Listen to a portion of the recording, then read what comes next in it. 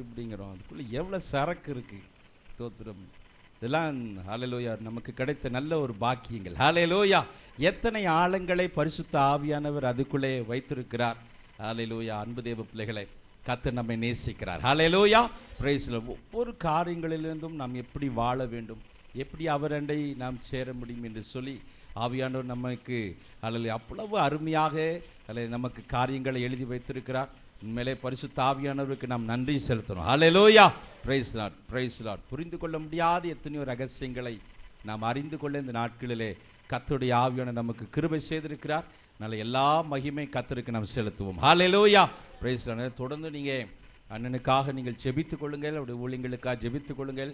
அதில் இடைவிடாத ஊழியம். இந்த வயசுலையும் பாருங்கள், தோத்திரம் காலையில் ஒரு கூட்டம், மாலையில் ஒரு கூட்டம், இப்படி தொடர்ந்து பேசிக்கிட்டு தான் இருக்காங்க. வெளியூரில் நம்மளாம் ஒரு ஊருக்கு போயிட்டு வந்தால் காலையில் வந்து இறங்கணும்னா நாள் பூரா தூங்குவோம். தோத்திரம் ஏன் ரெஸ்ட் எடுக்கிறதுக்கு. ஆனால் பாருங்கள், அவருக்கு வெளியூர்லேருந்து போயிட்டு வந்தால் காலையிலே ஒரு கூட்டம் இருக்கும் இங்கே. தோத்திரம் உடனே அந்த கூட்டங்களுக்கு போய் செய்து கொடுக்குறாங்க, மாலை ஒரு கூட்டங்கள் செய்து கொடுக்குறாங்க. அப்படி இடைவிடாத ஊழியத்தை செய்யத்தக்கதான பலனை கர்த்தர் கொடுக்கிறார். ஹல்லேலூயா. நாம் அவரை ஜெபத்தில் தாங்க வேண்டும். நீங்கள் அவருக்காகவும் நீங்கள் தொடர்ந்து ஜெபியுங்கள். கர்த்தருடைய வருகை தாமதிக்குமானால் இன்னும் அநேக சத்தியங்களை அல்லது தேவனுக்கு சித்தமானால் நாம் அறிந்து கொள்ள கர்த்தர் நமக்கு கிருபை செய்வாராக. ஹல்லேலூயா. Praise the Lord. மீண்டும் சபையின் சார்பாக நான் அவர்களுக்கு நன்றியை தெரிவித்துக் கொள்கிறேன். கர்த்தர் தொடர்ந்து பெரிய காரியங்களை தோத்திரம் செய்வாராக. இப்பொழுது நான் மீதியான நேரத்தை அண்ணன் கருத்தில் கொடுக்கிறேன். கர்த்தர் பெரிய காரியம். தேங்க்யூ. ஆண்டவராகிய இயேசு நாமத்தினாலே மறுபடியும் உங்களை வாழ்த்துவதில் மகிழ்ச்சி அடைகிறேன். பரவாயில்ல, எத்தனை முறை திருப்பி வந்தால் கூட முகம் சொல்லிக்காமல் உட்கார்ந்துருக்கீங்களா, அதே பெரிய கிருபை தான். ஒரு வசனத்தை நேசிக்கிற ஒரு தேவ மனிதர் உங்கள் நடுவில் வைத்திருப்பதற்காக நான் கர்த்தருக்கு நன்றி செலுத்துகிறேன். எங்கள் பெரிய பாஸ்டர் இருக்கும்போது அடிக்கடி சொல்லுவார், ஒரு விசுவாசி எந்த அளவுக்கு உயர்வார்கள் என்றால், ஊழியக்காரன் கை எவ்வளோ தூரம் உயருதோ அவ்வளோதான் விசுவாசிகள் உயர்வார்கள். அதனால் கைகளை உயர்த்தி தேவ சமூகத்தில் நிற்கிற ஒரு தேவ மனிதனை கர்த்தர் உங்களுக்கு கொடுத்திருக்கிறார். ஆகவே நீங்கள் உயர்வதில் ஒன்றும் ஆச்சரியமே இல்லை. உயர்ந்து தான் ஆக வேண்டும். உயராமல் இருந்தால் தான் வருத்தப்படணும். நீங்கள் உயர்ந்து தான் ஆக வேண்டும். கண்களை மூடி கர்த்தரை நோக்கி பார்ப்போம், நாம் ஜெபிப்போம். இரக்கத்தில் ஐஸ்வர்யம் உள்ள எங்கள் அன்பின் பரலோக பிதாவே, இந்த மாலை வேளை மறுபடியும் நாங்கள் நோக்கி பார்க்கிறோம். ஒரு வேதத்தின் மகத்துவங்களை காண எங்களுக்கு பிரகாசமுள்ள மனக்கண்களை தருவீராக. எங்கள் ஆண்டவர் இயேசுவின் மூலம் பிதாவே, ஆமென். நாம் நேற்று கவனித்தோம், ஒன்று அவர்கள் எகிப்தை விட்டு வெளியே வரணும்னா முதல்ல ராமசேசை விட்டு வெளியே வரணும். ராமசேசை விட்டு வந்த பிறகு அவர்கள் சுக்கோத்தில் பாளையம் இறங்கினார்கள். முதலாவது அவங்க பாளையம் இறங்கின இடம் சுக்கோத். ஆனால் அந்த சுக்கோத்தை விட்டு அவங்க என்ன செய்யணும்? புறப்பட்டு வெளியே வர வேண்டும்.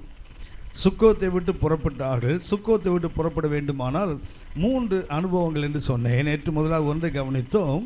அதாவது அந்த சுக்கோத் என்பதற்கு கொட்டாரம் அல்லது குடில் என்று சொன்னேன். அதாவது கூடாரம் போடுறது. யாக்கோபு முதல்ல கூடாரம் யாருக்காக போட்டாரா? தன்னுடைய கால்நடைகளுக்காக, தன்னுடைய ஆடு மாடுகளுக்காக போட்டான்னு வாசித்தோம். அப்படியானால் ஆடு மாடு என்பது நாம் நேற்று கவனித்தோம். நீதிமொழிகள் 27ஆம் அதிகாரம் 23லிருந்து 27 வரைக்கும் செல்வங்கள் என்று அர்த்தம். செல்வங்களை விட்டால் தான் என்ன செய்ய முடியும்? சுக்கோத்தை விட முடியும். நமக்கு செல்வங்கள் வேண்டும், ஆனால் செல்வம் நம்முடைய தேவன் அல்ல, கர்த்தர் தான் நம்முடைய தேவன். நம்ம எல்லாருக்கும் தெரிந்த வசனம் லூக்கா 16ஆம் அதிகாரம் 13ஆம் வசனம். லூக்கா 16:13 வாசிக்கிறோம், எந்த ஊழியக்காரனும் 2 எஜமானுக்கு ஊழியம் செய்ய கூடாது. ஏன்? ஒருவனை நேசிப்பான், ஒருவனை பகைப்பான். ஒருவனுக்கு உண்மையாக ஊழியம் செய்வான், ஒருவனுக்கு போலியாக ஊழியம் செய்வான். தேவனுக்கும் உலக பொருளுக்கும் உங்களால் ஊழியம் செய்ய கூடாது. தேவன் என்றால் நமக்கு தெரியும், அவர் ஒருவர் தான். ஆனால் உலக பொருள் என்பதற்கு அங்கே போட்டு பயன்படுத்த வார்த்தை என்ன? செல்வத்தின் கடவுள், மேமோன் என்ற வார்த்தை, அதாவது பணக்கடவுள். 2 தெய்வங்கள் தான் உலகத்தில். எத்தனை கோடி தெய்வங்களை மனிதர்கள் உருவாக்கினாலும் அத்தனை தெய்வத்துக்கும் ஒரே ஒரு பேர், என்ன பேர்? பணம். பணம் தான் அந்த தெய்வங்கள். அப்படியானால் ஒரு பக்கத்தில் கர்த்தர், இன்னொரு பக்கத்தில் செல்வம். தேவன் நமது தேவனாக இருக்க வேண்டுமானால் பணம் நம்ம தெய்வமாக இருக்கக்கூடாது. திருப்பி சொல்ல போனால் பணம் நமது தேவனாக இருந்தால் கர்த்தர் நமது தேவனாக இருக்க முடியாது. ஆகவே சுக்கோத்தை விட்டு வெளியே வாய்ந்தால் அர்த்தம் என்ன? செல்வங்கள் நமக்கு வேணும். செல்வத்தின் மேல் உள்ள அந்த பற்று, செல்வத்தில் உள்ள ஆசைகளை விட்டு வெளியே வர கற்றுக்கொள்ள வேண்டும். இரண்டாவதாக நேற்று ஒன்றை கவனித்தோம், நம்முடைய நினைவுகளை விட்டு நாம் வெளியே வர வேண்டும். லேவியராகமத்தில் நாம் நேற்று வாசித்தோம். என்ன, இது உனக்கு ஒரு நினைவு கூறுதல். நெகேமியாவில் வாசித்தோம். இந்த கூடாரம் என்பது என்ன? கர்த்தர் உங்களை வனாந்திரத்தில் நடத்தினதை நீங்கள் என்ன செய்ய நினைவு கூற வேண்டும். நாளைக்கு உன் பிள்ளைகளுக்கும் சொல்லு. உண்மைதான். ஆனால் கூடாரத்திலே இருந்து விடக்கூடாது. கூடாரத்தில் இருந்தால் கானானுக்கு வர முடியாது. நாம் 2 காரியத்தை நேற்று கவனித்தோம். உபாகம் 1ஆம் அதிகாரத்தில் ஒன்றை கவனித்தோம். நாம் ஓரேபில் இருந்தது போதும். ஓரேப் என்பது உயர்ந்த அனுபவங்கள் தான். ஆனால் ஓரேபிலே இருந்து விட்டால் கானானுக்கு போக முடியாது. அதே போல் எபிரேயர் 6ஆம் அதிகாரம் 1-2 வசனத்தை கவனித்தோம். கிறிஸ்துவை பற்றி சொல்லிய மூல உபதேசங்கள் அவசியம்தான். ஆனால் அங்கேயே இருந்து விடக்கூடாது. என்ன செய்யணும்? அதை விட்டு பூரணராகும்படி கடந்து போக வேண்டும். நாம் கடந்து போகாவிட்டால் என்ன செய்ய முடியாது? கூடாரம் நல்லது தான், ஆனால் நமக்கு அதை தாண்டி போக வேண்டிய அவசியமும் உண்டு. 3ஆவதாக நான் ஒரு காரணத்தை நேற்று உங்களுக்கு சொல்ல விரும்பினேன். நமக்கு நேரம் இல்லை, ஆகவே நாம் அதை கடந்து போனோம். 3ஆவதாக மிக முக்கியமானது தேவையற்ற ஆர்வங்கள். கூடாரம் என்பதற்கு அர்த்தம் என்ன? 3வது என்ன?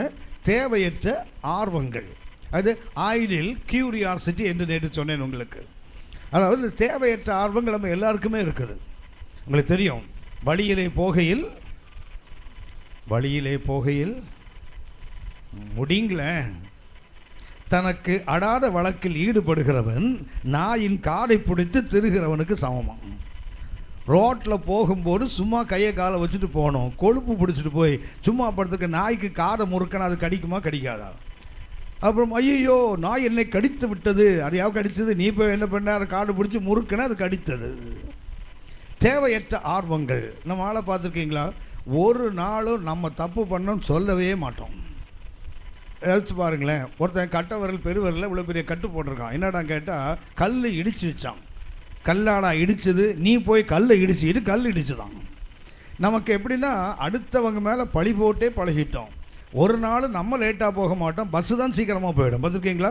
பஸ்ஸுக்காரன் விட்டுட்டு போயிட்டான், அது எப்படி விட்டு போவான்? அவன் நேரத்துக்கு போனால் நம்ம லேட்டாக போனால் கவனித்துக் கொள்ளுங்கள். நமக்கு எப்போவுமே என்னென்னா அது தேவையில்லாத விஷயத்தில் தலையிட்டு என்ன பண்ணுவோம்?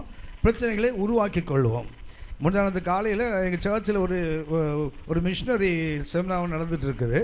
அதில் கிளாஸ் எடுக்க நான் போகும்போது அங்கே இன்னொரு அண்ணன் வந்து நான் முடித்த பிறகு எனக்கு 9 to 11 டைம், 11 to 1 அவர் பேசணும். என்னை விட ஒரு 6-7 வயசு பெரியவங்க. ஆனால் நான் கிளாஸ் எடுக்கும்போது அவரும் வந்து உட்காந்துருக்காரு. நான் அவர்கிட்ட கேட்டேன், அண்ணே ஃபஸ்ட் கிளாஸ் நீங்களா? ஏன்னா எனக்கு சாயங்காலம் இங்கே வரணும், எனக்கு கொஞ்சம் நேரம் இருந்தால் எனக்கு ஆயத்தம் பண்ண நேரம் தேவை ஆகி சொன்னானே. நீங்கள் ஃபஸ்ட்டா நான் ஃபஸ்ட்டான்னு கேட்டேன். இல்லை பிரதர் நீங்கள் தான் ஃபஸ்ட்டு அப்படின்னாங்க. இவ்வளோ சீக்கிரம் வந்திருக்கீங்க, அது ஏன் கேட்குறீங்க? கொடுமை. எங்கேயாவது பைபிள் டீச் பண்ண போகும்போது ஊழியத்துக்கு புறப்பட்டா யாராவது ஒருத்தர் உட்காந்து அந்த நேரத்தை பேசி நேரத்தை மொத்தம் வீணடிச்சிடுறாங்க. ஆனால் ஒரு 2 மணி நேரத்துக்கு முன்னாடி வீட்டிலேருந்து கிளம்பிடுறது. நான் ஒன்று கவனிச்சிருக்கீங்களா? வயசாக சீக்கிரமாக கிளம்பணும்னு தோணும். ட்ரெயின் நாளைக்கு வருதுன்னா நேற்றுக்கே போய் ஸ்டேஷனில் உட்கார்றதெல்லாம் பார்த்தா பெருசாக தான் இருக்கும். ஆனால் சின்னவங்களை பார்த்துருக்கீங்களா? ட்ரெயின் இன்னைக்கு வருதுன்னா நாளைக்கு காலில் வர முடியுமான்னு தேடுவாங்க. அந்த லாஸ்ட் மினிட் அந்த ஹீல்ஸில் வந்து அப்படி டப்புன்னு பிடிச்சி போனால் தானே த்ரில் இருக்கும் வாழ்க்கையில். கவனித்துக்கொள்கள். தேவையற்ற ஆர்வங்கள் இன்றைக்கி நம்முடைய வாழ்க்கையில் சுக்கோத்தை விட்டு நாம் வெளியே வர முடியாதபடி தடுக்கிறது. இது எனக்கும் நமக்கும் மிக மிக அவசியமானது. நான் எப்போதுமே சொல்லுவேன், ஆவிக்குரிய வாழ்க்கை நீங்கள் முன்னேற வேண்டுமானால் இந்த முடியாதுன்னு சொல்கிற வார்த்தையை நீங்கள் கற்றுக்கொள்ளாத வரைக்கும் நீங்கள் ஆவிக்குரிய வாழ்க்கை வளரவே முடியாது.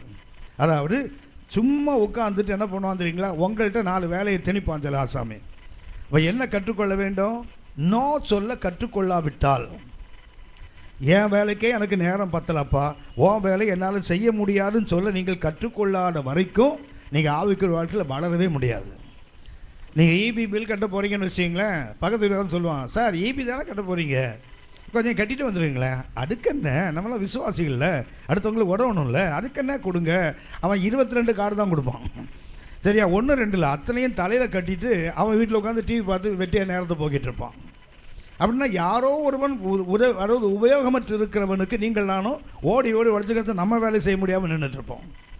இபி வேலை கையில் போய் 2 கார்டுக்கு மேலே வச்சு பாருங்கள், பின்னால் திட்டுவான், ஐயோ என்னையா ஒரு ஊருக்கே வாங்கிட்டு வந்துட்டியா, அவன் திட்டுறான்ல. அடுத்தவங்களுக்கு சொல்லையாக மாறுகிறோம் இல்லையா? எப்போ நீங்களும் நானும் எனக்கு முடிந்ததை முடியும்னு சொல்லணும், முடியாததை எப்போ நமக்கு முடியாதுன்னு சொல்ல கற்றுக்கொள்ளுகிறீர்களோ அப்போது தான் நீங்கள் ஆவிக்குரிய வளர முடியும். இன்றைக்கி நமக்கு என்ன பண்ணுவோம்? நமக்கு ஒரு மாதிரி தயக்கம், அது எப்படி சொல்ல முடியும்? இந்த முகதாட்சியன்னு ஒரு வார்த்தை இருக்குது தெரியுங்களா பைபிளில்? முகதாட்சியம் இருந்தால் ஒரு துண்டு அப்பத்துக்கு கூட இறக்க வேண்டிய ஒரு காலகட்டம் வரும். மென் ப்ளீஸிங், மனுஷனை பிரியப்படுத்துறதுன்னு நீங்கள் ஏதாவது முயற்சி பண்ணீங்கன்னா ஒரு நாள் வரும், ஒரு நாள் நம்ம ஒரு அப்பத்துண்டுக்கு கூட இறக்க வேண்டிய அவசியம் உண்டாகும். நான் சொல்ல வேதம் சொல்லுகிறது. அப்படியானால் நமக்கு என்ன வேண்டும் தெரியுங்களா? இன்றைக்கி தேவையற்ற ஆர்வங்களை குறைக்கணும். தேவையற்ற ஆர்வங்கள் நமக்கு எப்போதுமே தேவையில்லை. அவங்களுக்கு சொல்லியிருக்கேன் ஏற்கனவே, திரும்ப நான் உங்களுக்கு நினைவுபடுத்துகிறேன். நான் வளரும்போது சின்ன வயசில் எனக்கு எங்கள் வீட்டில் நான் 5வது படிக்கும் போது வீட்டுக்கு எலக்ட்ரிசிட்டி வந்து, அது வரைக்கும் எலக்ட்ரிசிட்டி கிடையாது எங்கள் வீட்டில். ஒரு பெரிய குத்து விளக்கு இருக்கும், அந்த குத்து விளக்கில் தான் சாயங்காலம் உட்காந்து படிக்கணும், அவ்வளோதான். நான் கீழே உட்காந்து படிச்சுட்டு இருப்பேன். எங்கள் அப்பா ஒரு ஆசிரியர் வீட்டு திணையில் உட்காந்துருப்பாங்க. எதுக்குன்னா நான் படிக்கிறேன்னா அவங்க காதில் சத்தம் கேட்கணும், இல்லைன்னா நான் படிக்கவே இல்லைன்னு அர்த்தம். என்ன பண்ணோம், சின்ன வயசில் ஆ அம்மா ஆ ஆடு இப்படி சத்தம் போடலாம். பிஎஸ்சி ஃபிசிக்ஸ் போன பிறகுமா டைனாமிக்ஸு சத்தம் போட்டால் படிப்பான் இவனாவது. எங்கள் அப்பா என்ன பண்ணுவாங்க, ஏய் படிக்கிறியா தூங்குறியான்னு கேட்பாங்க. படிக்கிறேன்ப்பா, சத்தமே காணலையடா. இது ஒரு பெரிய கொடுமை. என்னென்னா நான் ஒரு 2வது 3வது படிக்கும்போது அந்த குத்துவக்கில் உட்காந்து படிச்சுட்டு இருக்கிறேன். எங்கள் வீட்டில் எப்படி இருக்குன்னா, ஒரு தெருவில் பார்த்தீங்கன்னா அடுத்தடுத்து வீடு இருக்கும், நடுவில் ஒரே செவரு தான் இருக்கும், காமன் வால் தான். இந்த பக்கம் ஒரு வீடு, அந்த அப்படி எல்லாம் உறவினராக தான் இருப்பாங்க. என் பக்கத்து வீட்டில் என்னுடைய ஃப்ரெண்ட் இருக்கிறான், என் கூட கிளாஸ்மேட். அவன் நாங்கள் படிச்சுட்டு இருக்கும்போது அவன் என்ன பண்ணுறான்னா அழுற சத்தம் கேட்குது, யாரோ அவனை அடிக்கிறாங்க. அவனை அடித்தவொடனே நமக்கு ரத்தம் துடிக்கும்ல, ஆஹா நான் நண்பரை எவனோ அடிக்கிறான்டா, நண்பன் அழுகிறான், கோவம் வரும்ல. அவன் என்ன பண்ணேன்னா, நான் என்ன பண்ணேன், புக்கை வச்சுட்டு ஓடி போய் எங்கள் வீட்டுக்குள்ளே தெருவுலேருந்து வீட்டுக்குள்ளே ஏறும்போது ஒரு திண்ணை இருக்கும், அப்புறம் தான் வீடு வரும். அது திண்ணை வாசலில் 2 தூண் இருக்கும். நான் என்ன பண்ணேன், ஒரு தூணில் போய் இப்படி கை வச்சு சாஞ்சிட்டு, இப்படி பக்கத்தில் இருந்த வீடு தானே, இப்படி எட்டி பார்த்தேன். அவ்வளோதான் ஞாபகம். தெருவில் கிடக்கிறேன் நான். எங்கே இருக்கேன், தெருவில் கிடக்கிறேன். எனக்கு என்னாச்சுன்னு ஒன்றும் புரியலை. எட்டி பார்த்தது இல்லைங்களா, எங்கள் அப்பா முதுகில் ஒன்று போட்டிருக்காங்க. போய் தெருவில் விழுந்து கிடக்கிறேன், நினைவே இல்லை. எங்கள் அம்மாவை நான் பாவி என் பிள்ளைய கொண்டுட்டேன்னு இங்கே வந்து தூக்கிட்டு ஓடுறாங்க என்ன. ஏன் தெரியுங்களா, தேவையற்ற ஆர்வம். எங்கள் அப்பா கோபம் என்னென்னா, படிக்கிறவனுக்கு அவன் சத்தம் உனக்கு என்னடா. கவனித்துக் கொள்ளுங்கள், சுக்கோத்தை விட்டு வெளியே வரணும்னா தேவையில்லாமல் தூணை பிடிச்சிட்டு அடுத்த வெட்டி எட்டி பார்க்கக்கூடாது. அப்புறம் தெருவில் தான் நினைவில்லாமல் கிடப்போம் கீழே. அந்த தேவையற்ற ஆர்வங்கள் இன்றைக்கு ஆவிக்குரிய வாழ்க்கை நிறைவேறுடைய அந்த தரிசனத்தை இழக்க பண்ணுகிறது.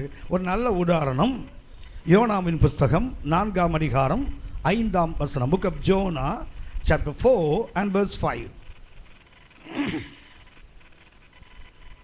பின்பு யோனா உங்களுக்கு தெரியும், யோனா என்ற வார்த்தைக்கு அர்த்தம் தெரியும் தானே?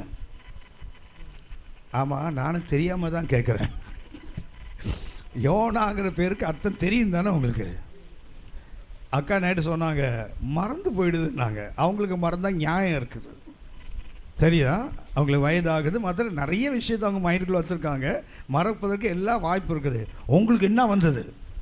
நல்ல கொழுக்கட்டை மாதிரி இருக்கீங்க, கல் மாதிரி இருக்கீங்க. யோனா என்றால் டவ், புறா என்ற அர்த்தம். ஜோனாஸ் மீன்ஸ் டவ், புறா. புறாவுக்கு இன்னொரு சபைக்கு ஒரு அடையாளம் புறா. அப்படியே அந்த யோனா என்பவர் யார்? சபைக்கு உதாரணமாக சொல்லப்படுகின்ற ஒரு அற்புதமான மனிதர். நமக்கு இந்த யோனா புத்தகத்தை மாத்திரம் படித்தா யோனா ஒரு பொல்லாத மாதிரி தெரியுங்களா? 2 ராஜாக்கள் படித்து பாருங்கள், மிக அற்புதமான ஒரு தீர்க்கதரிசி அவன். 2 ராஜாக்கள் நீங்கள் வீட்டில் பார்த்து பாருங்கள். யோனா மிகச்சிறந்த தீர்க்கதரிசி. அவன் வார்த்தையை கேட்டு ராஜா யுத்தம் செய்கிறான், அவன் ராஜா கேட்டு ராஜ்யங்கள் நடத்தப்படுகிறது. அப்படிப்பட்ட ஒரு தேவ மனிதன் என்ன பண்ணுறான், நகரத்திலிருந்து புறப்பட்டு நகரத்துக்கு கிழக்கே போய் அங்கே தனக்கு ஒரு குடிசையை போட்டு, கவனிச்சிங்களா, இங்கே ஒரு பூத் போடுறாரு. யோனா என்ன செய்கிறார், போய் ஒரு குடிசையை போடுகிறான். எதுக்குப்பா நீ குடிசை போடுற அப்படின்னா, நகரத்துக்கு சம்பவிக்க போகிறதை தான் பார்க்கும் மட்டும் அதன் கீழ் நிழலில் உட்கார்ந்திருந்தான். எதுக்கு உட்கார்ந்திருக்காரு? தேவையற்ற ஆர்வம். கர்த்தர் சொல்லிட்டாரு 40 நாள் நகரம் அழிய போகிறது. இவர் என்ன பண்ணுறாரு, சொல்லிவிட்டார். சொன்ன பிறகு என்ன ஆர்வம், நடக்குதா நடக்கலையா ஒரு கை பார்த்துடலாமே. ஸோ அதற்கு என்ன தேவைப்படுகிறது, இவருக்கு ஒரு குடிசை தேவைப்படுது. பாருங்களேன், நகரத்திலிருந்து புறப்பட்டாராம். எங்கே போனாராம், நகரத்துக்கு கிழக்கே இப்போ என்ன பண்ணாராம், தனக்கு ஒரு குடிசை போட்டு உட்கார்ந்துருக்கான். எதுக்கு உட்கார்ந்துருக்கிறான், கர்த்தர் சொன்னது நடக்குமா நடக்காடா ஒரு கை பார்த்துடுறேன். இதுதானே லோத்தின் மனைவி. கர்த்தர் சொன்னார், சமபூமி நில்லாடு, பின்னிட்டு பாராரு, ஜீவன் தப்ப ஓடிப்போன்னு சொன்னார்ல. இவன் என்ன பண்ணா? திரும்பி பார்த்த காரணம் என்ன? நடக்குமா நடக்காதா? தேவையற்ற ஆர்வம் தானே. உனக்கு ஓடுனா ஓடு, திரும்பி பார்க்காதானே பார்க்காத, நிற்காதானே நிற்காத, அவ்வளோதானே. அப்புறம் என்ன உனக்கு திரும்பி பார்க்குற பார்வை என்ன? லூக்கா 17:32 பார்த்தீங்கன்னா, லோத்தின் மனைவியை நினைத்துக்கொள். வருகையை பற்றி சொல்லும்போது கர்த்தர் நோவாவின் காலத்தை சொல்லுகிறார், லோத்தின் காலத்தை சொல்லுகிறார். எல்லாம் சொல்லிட்டு என்ன பண்ணுவா தெரியுங்களா? ஒரு தனிப்பட்ட மனிதனை பின்னாடி உலகத்துக்கு வரப்போகிற முடிவுக்கு சொல்லும்போது நோவாவின் காலத்தை சொல்லுகிறார், லோத்தின் காலத்தை சொல்லுகிறார். ஆனால் கடைசியில் யாரை சொல்லுவா தெரியுங்களா? Remember Lot's wife.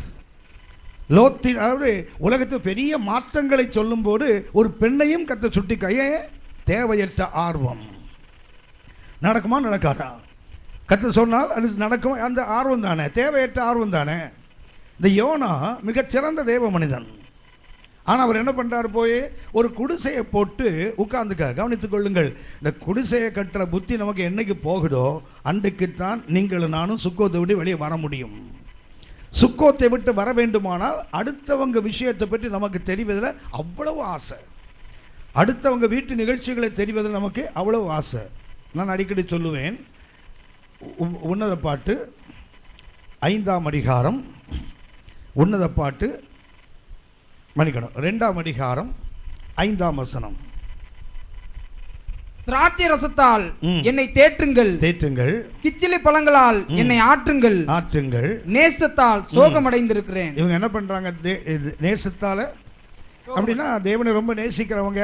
தொடர்ந்து பார்த்தீங்கன்னா நம்ம யார் தெரியுங்களா? கர்த்தரை உண்மையாக நேசிக்கிறவங்க தான். ஆனால் 5ஆம் அதிகாரம் 2ஆம் வசனத்தை வாசிங்க. நான் நித்திரை பண்ணினேன், நான் நித்திரை பண்ணினேன், என் இதயமோ விழித்திருந்தது, விழித்திருந்தது. கதவை தட்டுகிற நேசரின் சத்தத்தை கேட்டேன். சத்தம் கேட்குது இல்ல, காதுல கேட்குது இல்ல சத்தம். என் சகோதரியே. எப்படி கூப்பிடுறாரு? சிஸ்டர். இந்த மாதிரி சொல்கிறான்ல, பிரைஸ் லார்ட் பிரதர். அந்த அம்மா உடனே பிரைஸ் லார்ட் சிஸ்டர். யார்? வீட்டுக்காரன்னு வீட்டுக்காரங்க. கணவன் மனைவி என்ன ஆகிட்டாங்க? பிரைஸ் லார்ட் சொல்லும்போது அண்ணன் தங்கச்சியாக மாறிடுறாங்கல்ல. சரி வாசிங்க தம்பி. என் பிரியமே, பிரியமே, என் புறாவே, என் புறாவே, என் உத்தமியே, என் உத்தமியே, கதவை திற, கதவை திற. என் என் தலை பனியினாலும், தலை என்ன நினைஞ்சிருக்குது? பனியினாலும். என் தலைமயர் இரவில் பெய்யும் தூறலினாலும் நனைந்திருக்கிறது என்றார். இரவு எப்போ ஆரம்பிக்கும்னா ராத்திரி 6 மணிக்கு ஆரம்பிக்கும். பனி எப்போ ஆரம்பிக்கும்னா விடிய காலத்தில் ஆரம்பிக்கும். அப்படின்னா ஏறக்குறைய ராத்திரி ஒரு 6-7 மணிக்கு தட்ட ஆரம்பித்தவர் இரவில் பெய்த மழையிலும் நனைகிறார். அப்புறம் சங்கீதம் 110:3 பார்த்தீங்கன்னா விடியற் காலத்தின் கப்பத்தில் பிறக்கும் பனி. அப்படின்னா காலையில் 3 மணிக்கு பனியும் வருது. ராத்திரி 7 மணிக்கு தட்ட ஆரம்பித்தவர் மழையில் நனைஞ்சிட்டார். மழை இப்போ என்ன வருது? பனியும் வருகிறது. மழையில் நனைஞ்சி பனியில் நின்னால் என்னத்துக்கு ஆவாம் பாருங்களாமே. ஒரு இரவெல்லாம் கதவை தட்டுகிறான். தட்டும்போது என்ன பண்ணுறான்? என் சகோதரியே அப்படியே கூப்பிடணும். என் சனி என்னன்னு கூப்பிட்டுருக்கணும். அடுத்து என்ன பண்ணுறான்? உத்தமையனுடைய எப்படிலாம் கூப்பிட்டுருக்கணும் பாருங்க. புறாவேன்னு கூப்பிடுறான். ஏன் ஆந்தையன்னு கூப்பிடணும். கவனித்துக் கொள்ளுங்கள். அந்த அன்பு என்ன பண்ணுது? கதவை தட்டுது. அவள் திறக்காத போது கூட என்ன பண்ணா தெரியுங்களா? இரவெல்லாம் மழையில் நனைந்து விடியற்காலத்தில் பனியில் நனைந்தாலும் நேசம் மாறாமல் தட்டுறா தெரியுங்களா? இந்த அம்மாவுக்கு கதவு தட்டுற சத்தம் கேட்குறது, திறக்கலை. நமக்கு ஒரு விசேஷம் என்ன தெரியுங்களா? நம்ம வீட்டு கதவை தட்டினா நமக்கு காது கேட்காது, அடுத்த வீட்டு கதவை தட்டினா உடனே காது கேட்கும்.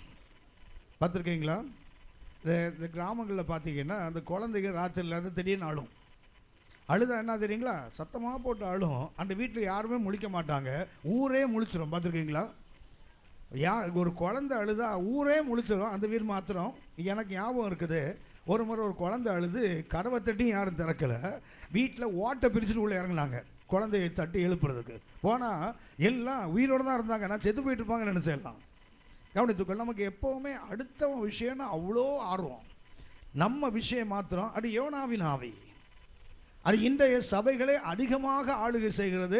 என் கதை என்ன, எனக்கு என் ஆண்டவருக்கும் பிரச்சனை என்ன, அதை விட்டு என்ன பண்ணுறோம்? அவர் கதை என்ன, இவர் கதை என்ன, செவ்வறு கதை என்ன, எவரு கதை நமக்கு என்ன, நம்ம கதை என்ன தானே பார்க்கணும். 4ஆம் அதிகாரம் 1ஆம் வசனத்திலிருந்து வாசிங்க. யோனா 4ஆம் அதிகாரம் 1 முதல் வாசிங்க. யோனாவுக்கு இது மிகவும் விசனமாயிருந்தது. என்ன விசனம்? கர்த்தர் 3ஆம் அதிகாரம் கடைசியில் பார்த்தீங்கன்னா அந்த ஜனங்கள் தங்கள் கிரியைகளால் மனம் திரும்பும்போது கர்த்தர் என்ன செய்தாராம்? அவர்களுக்கு செய்ய நினைத்த தீங்கை செய்யாதபடிக்கு கர்த்தர் மனம் மாறினார்.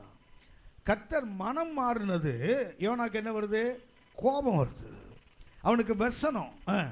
அவன் கடும் கோபம் கொண்டு ம், கர்த்தரை நோக்கி விண்ணப்பம் பண்ணி, ம், ஆ கர்த்தாவே, ம், நான் என் தேசத்தில் இருக்கும்போதே ம். நான் இதை சொல்லவில்லையா?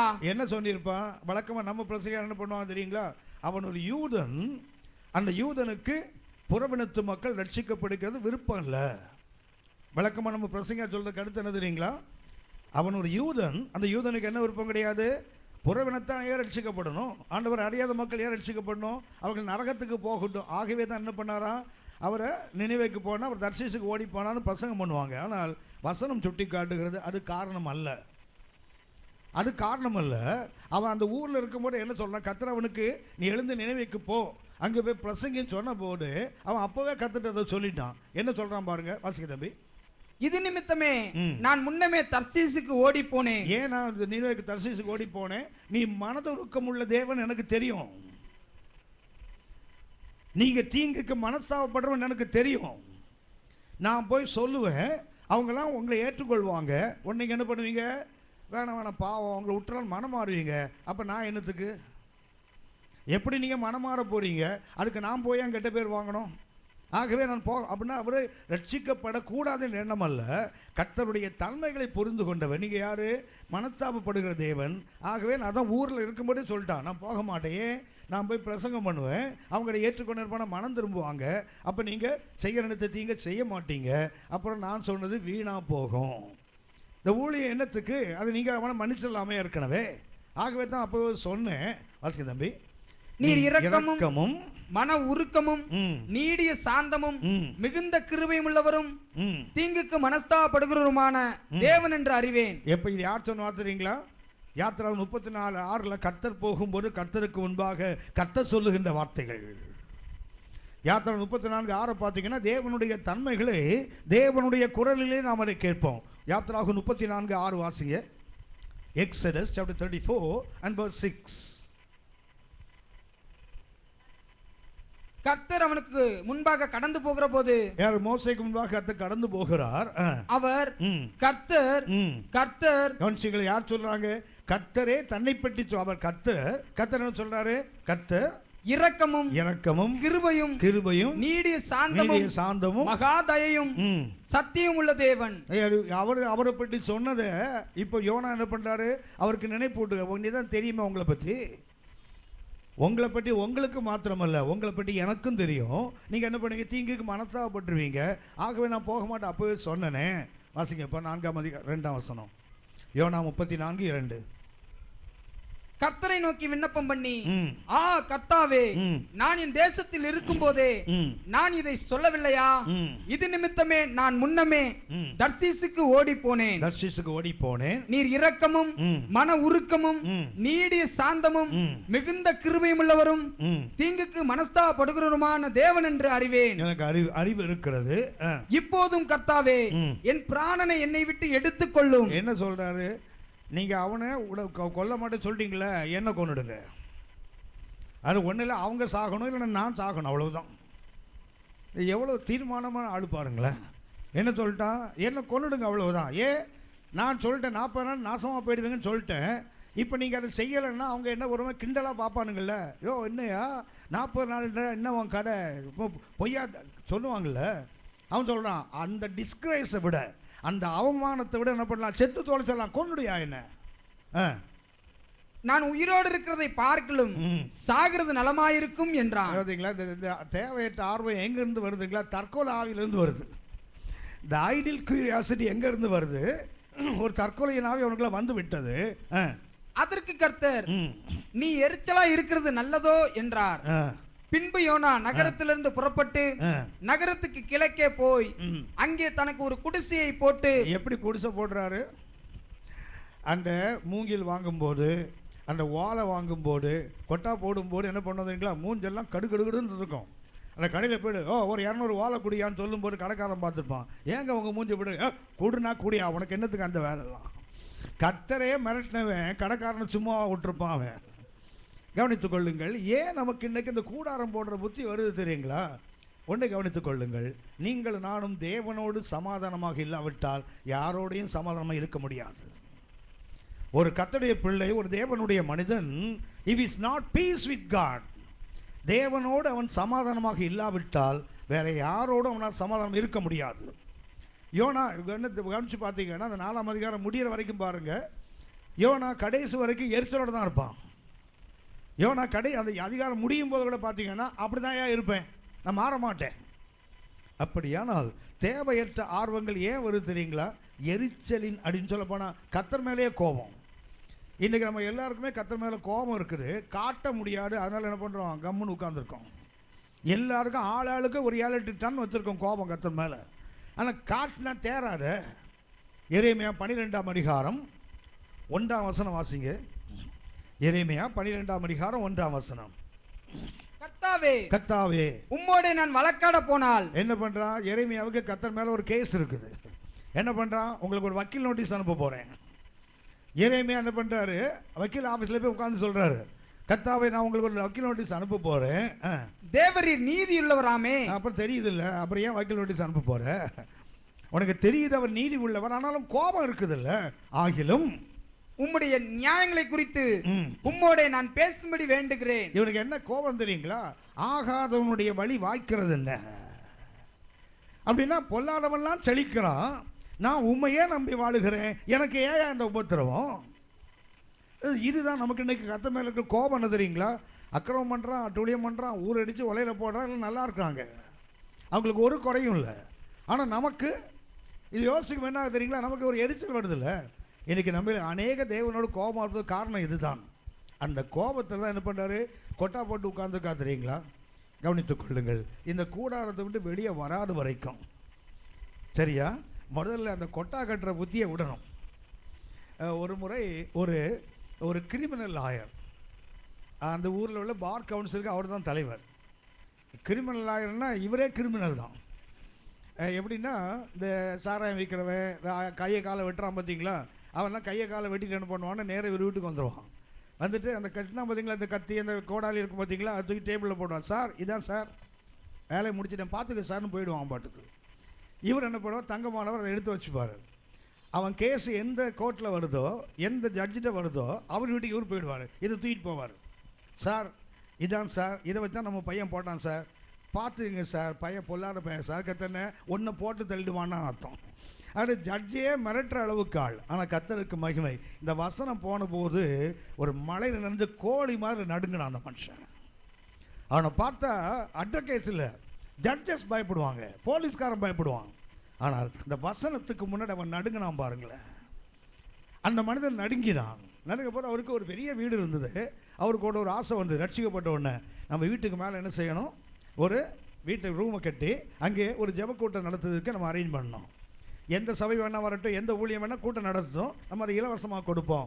அப்படி மனைவி வந்து ஒரு பெரிய பதவியில் இருக்கிறவங்க. அந்த சகோதரி மாதிரி ஒரு தாழ்மை உள்ள ஒரு சகோதரி நான் இது வரைக்கும் பார்த்ததே இல்லை. 3 டாக்டரேட் வாங்கினவங்க அந்த அம்மா.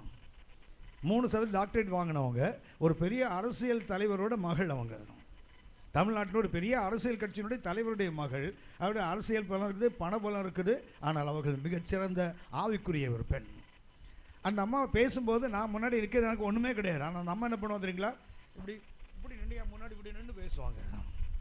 நான் சொன்னேன், சிஸ்டர் கொஞ்சம் நிமிர்ந்து நின்றுங்க. இல்லையா, உங்கள்ட்ட கர்த்தருடைய வசனம் இருக்கியா? உங்களுக்கு இல்லையா இருக்கு, அந்த வசனத்துக்கும்பாங்க. அது நேராக நில்லுங்கம்மா. ஆனால் அப்படி தான் பேசுவாங்க.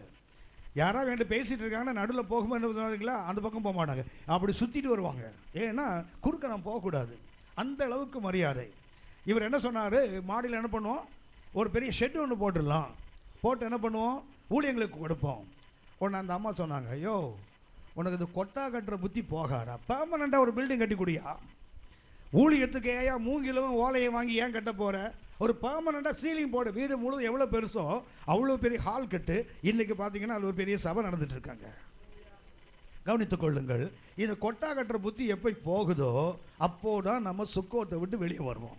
அதுக்கு காரணம் என்ன? நமக்கு எல்லாருக்கும் என்ன இருக்குது? ஒரு எரிச்சல் கர்த்தர் மேலே இருக்குது. யோனாவுக்கு காரணம் அதுதான். அந்த காரணம் என்ன பண்ண தெரியுங்களா? அவன் அதிகாரம் முடிகிற வரைக்கும் எரிச்சலோடையே வாழ்ந்து கொண்டிருக்கிறார். அதுலேருந்து வெளியே வர முடியல அவரால். இந்த ராத்திரி வேளை நீங்கள் நானும் சுக்கோத்தை விட்டு வெளியே வரணும்னா நமக்கு என்ன வேண்டும்? இந்த தேவையற்ற ஆர்வம். என்ன சொல்கிறான்? கர்த்தர் அவர் மனதுருக்கம் உள்ளவர், இரக்கமுள்ள எல்லாம் சொல்லிட்டு கடைசி என்ன சொல்கிறான், உண்மையிலே இவர் சொன்னதை செய்வாரான்னு பார்க்கறதுக்கு உட்காந்துருக்கான் பாருங்களேன். ஏன் அந்த கூடாரத்தை போட்டு உட்காந்துருக்கான் தெரியுங்களா? அவர் இரக்கம் உள்ளவர், அவர் கண்டிப்பாக தீங்கு மனசாப்படுறவர், செய்ய மாட்டார். ஆனால் செய்கிறாரா இல்லையா நான் பார்த்துறேன் பாரு. அதுதானே கொட்டா போட்டு உட்காந்துருக்கிறான். அப்படின்னா சுக்கோத்தை விட்டு வெளியே, அந்த எபிரேயமில் பார்த்தீங்கன்னா அவன் கட்டின அந்த கொட்டா, அந்த குடிசைக்கு பேர் சுக்கோத் தான். அவன் சுக்கோத்தை விட்டு வெளியே வர வேண்டும். அப்படின்னு நமக்கு இன்றைக்கி இந்த தன்னார்வம் இருக்குது தெரியுங்களா? அது தேவையற்ற ஆர்வம். அந்த ஆர்வங்களை கண்டிப்பாக எடுக்கணும். அப்போ தான் நீங்கள் நானும் சரியான ஆவிக்குரிய பயணத்தில் வர முடியும். ஒரு உதாரணத்தை நான் உங்களுக்கு சுட்டி காட்டுகிறேன். மார்க்கு 14ஆம் அதிகாரம், மார்க்கு 14ஆம் அதிகாரம் 50 முதல் 52 வரை உள்ள வசனத்தை வாசிங்க. அப்பொழுது எல்லாரும் அவரை விட்டு ஓடி போனார்கள். கவனித்துக்கொள்ள, ஆண்டவர் இயேசுவை பிடிக்கிறாங்க. ஆண்டவர் இயேசு சிலுவை அறைவதற்கு முன்பாக அவரை பிடிக்கும்போது என்ன பண்றான்? எல்லாரும் விட்டு ஓடி போறாங்க. ஒரு வாலிபன் ஒரு துப்பட்டியை மாத்திரம் தன்மேல் போர்த்து கொண்டு, எல்லாரும் ஓடினான்ல, உனக்கு என்னடா கிறுக்கா, நீ ஓட வேண்டியதுதானே? ஏன் தேவையற்ற ஆர்வம்? என்னதான் நடக்குது பார்த்துடலாமே. சீசன்லாம் ஓடுறான், எல்லாரும் ஓடுறான், வதம் போட்டிருக்க எல்லாரும் விட்டு ஓடினாங்களாம். இவருக்கு என்ன, நான் ஒன்றும் சாமானியமான ஆள் இல்லடா. என்ன பண்ணாரா? ஒரு துப்பட்டி எடுத்து என்ன பண்ணாரு? மேலே போத்தி கொண்டு அவர் பின்னே போனான். அவனை பிடித்தார்கள். தேவையா உனக்கு? இது எல்லாரும் ஓடும்போது நீயும் ஓடி இருந்தா துணியோடு ஓடி இருப்ப. இந்த தேவையற்ற ஆர்வம் துணி இல்லாமல் ஓட பண்ணுதில்லை. உனக்கு தேவையா இது? தமிழ்நாட்டில் நல்ல பழமொழி, துண்டை காணும் துணியை காணும். இது இந்த வசனத்துக்கு சரியாக பொருந்தும். இந்த தேவையற்ற ஆர்வம் என்ன பண்ணுது? அவன் ஒரு வஸ்திரத்தை ஒரு துப்பட்டியை மேலே போட்டு போனானா, அவன் என்ன பண்ணான்? அவனை பிடித்த போது அவன் தன் துப்பட்டியை போட்டுவிட்டு நிர்வாணமாய் அவர்களை விட்டு ஓடி போனான். இதான் சொல்ல, தேவையற்ற ஆர்வம். முதல்லையே நீ ஓடி இருக்கலாம். எப்படி ஓடி இருப்ப? துணியோடு ஓடி இருப்பான். இல்லை ரோடு வழியாக ஓடலாம். இப்போ காட்டு வழியாக தான் ஓடணும். துணி இல்லை. ஆவிக்குரிய உலகத்தில் இன்னைக்கு அநேகர் நிர்வாணிகளை தான் ஓடிட்டு. காரணம் என்ன தெரியுங்களா? தேவையற்ற ஆர்வம். நமக்கு தேவை, ஆங்கிலீஷில் சொல்லுவான், டோன்ட் போக் யுவர் நோஸ்மா. என்ன பண்ணாத, மூக்கை போய் நீட்டாத, வெட்டிடுவான். எல்லாம் நமக்கு ராமாயணத்தில் நிறைய இருக்குது. மூக்கு வெட்டுப்பட்ட ஆள்லாம் நமக்கு இருக்குது நிறைய. கவனித்துக் கொள்ளுங்கள். நீங்கள் நானும் இதை மிக தெளிவாக புரிந்து கொள்ள வேண்டும். ஓடினாங்கல்ல, அதில் எனக்கு என்ன ஒரு ஆச்சரியம் தெரியுங்களா? திரும்பி வாசிக்க தம்பி, 51ஆம் வசனத்தை வாசிங்க. ஒரு வாலிபன் ஒரு துப்பட்டியை மாத்திரம் தன்மேல் போர்த்து கொண்டு அவர் பின்னே போனான். அவனை பிடித்தார்கள்.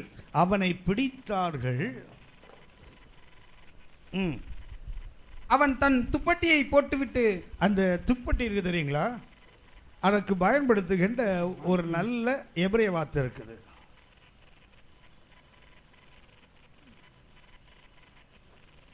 இந்த கிரேக்க வார்த்தை இதுதான். தமிழே தகராறு. நாங்கள் வேற இங்கிலீஷ் மீடியத்தை வேற கேட்டுட்டு இருக்கிறோம். வேண்டாம், தமிழ் மீடியத்தில் கூட இந்த கிரீக்கில் எழுத நாங்கள் என்ன பண்ணுவோம்? சிண்டோனா. இதுக்கு என்ன?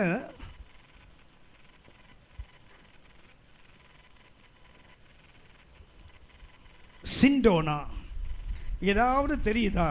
சரி, தமிழ்ல எழுதுறேன்.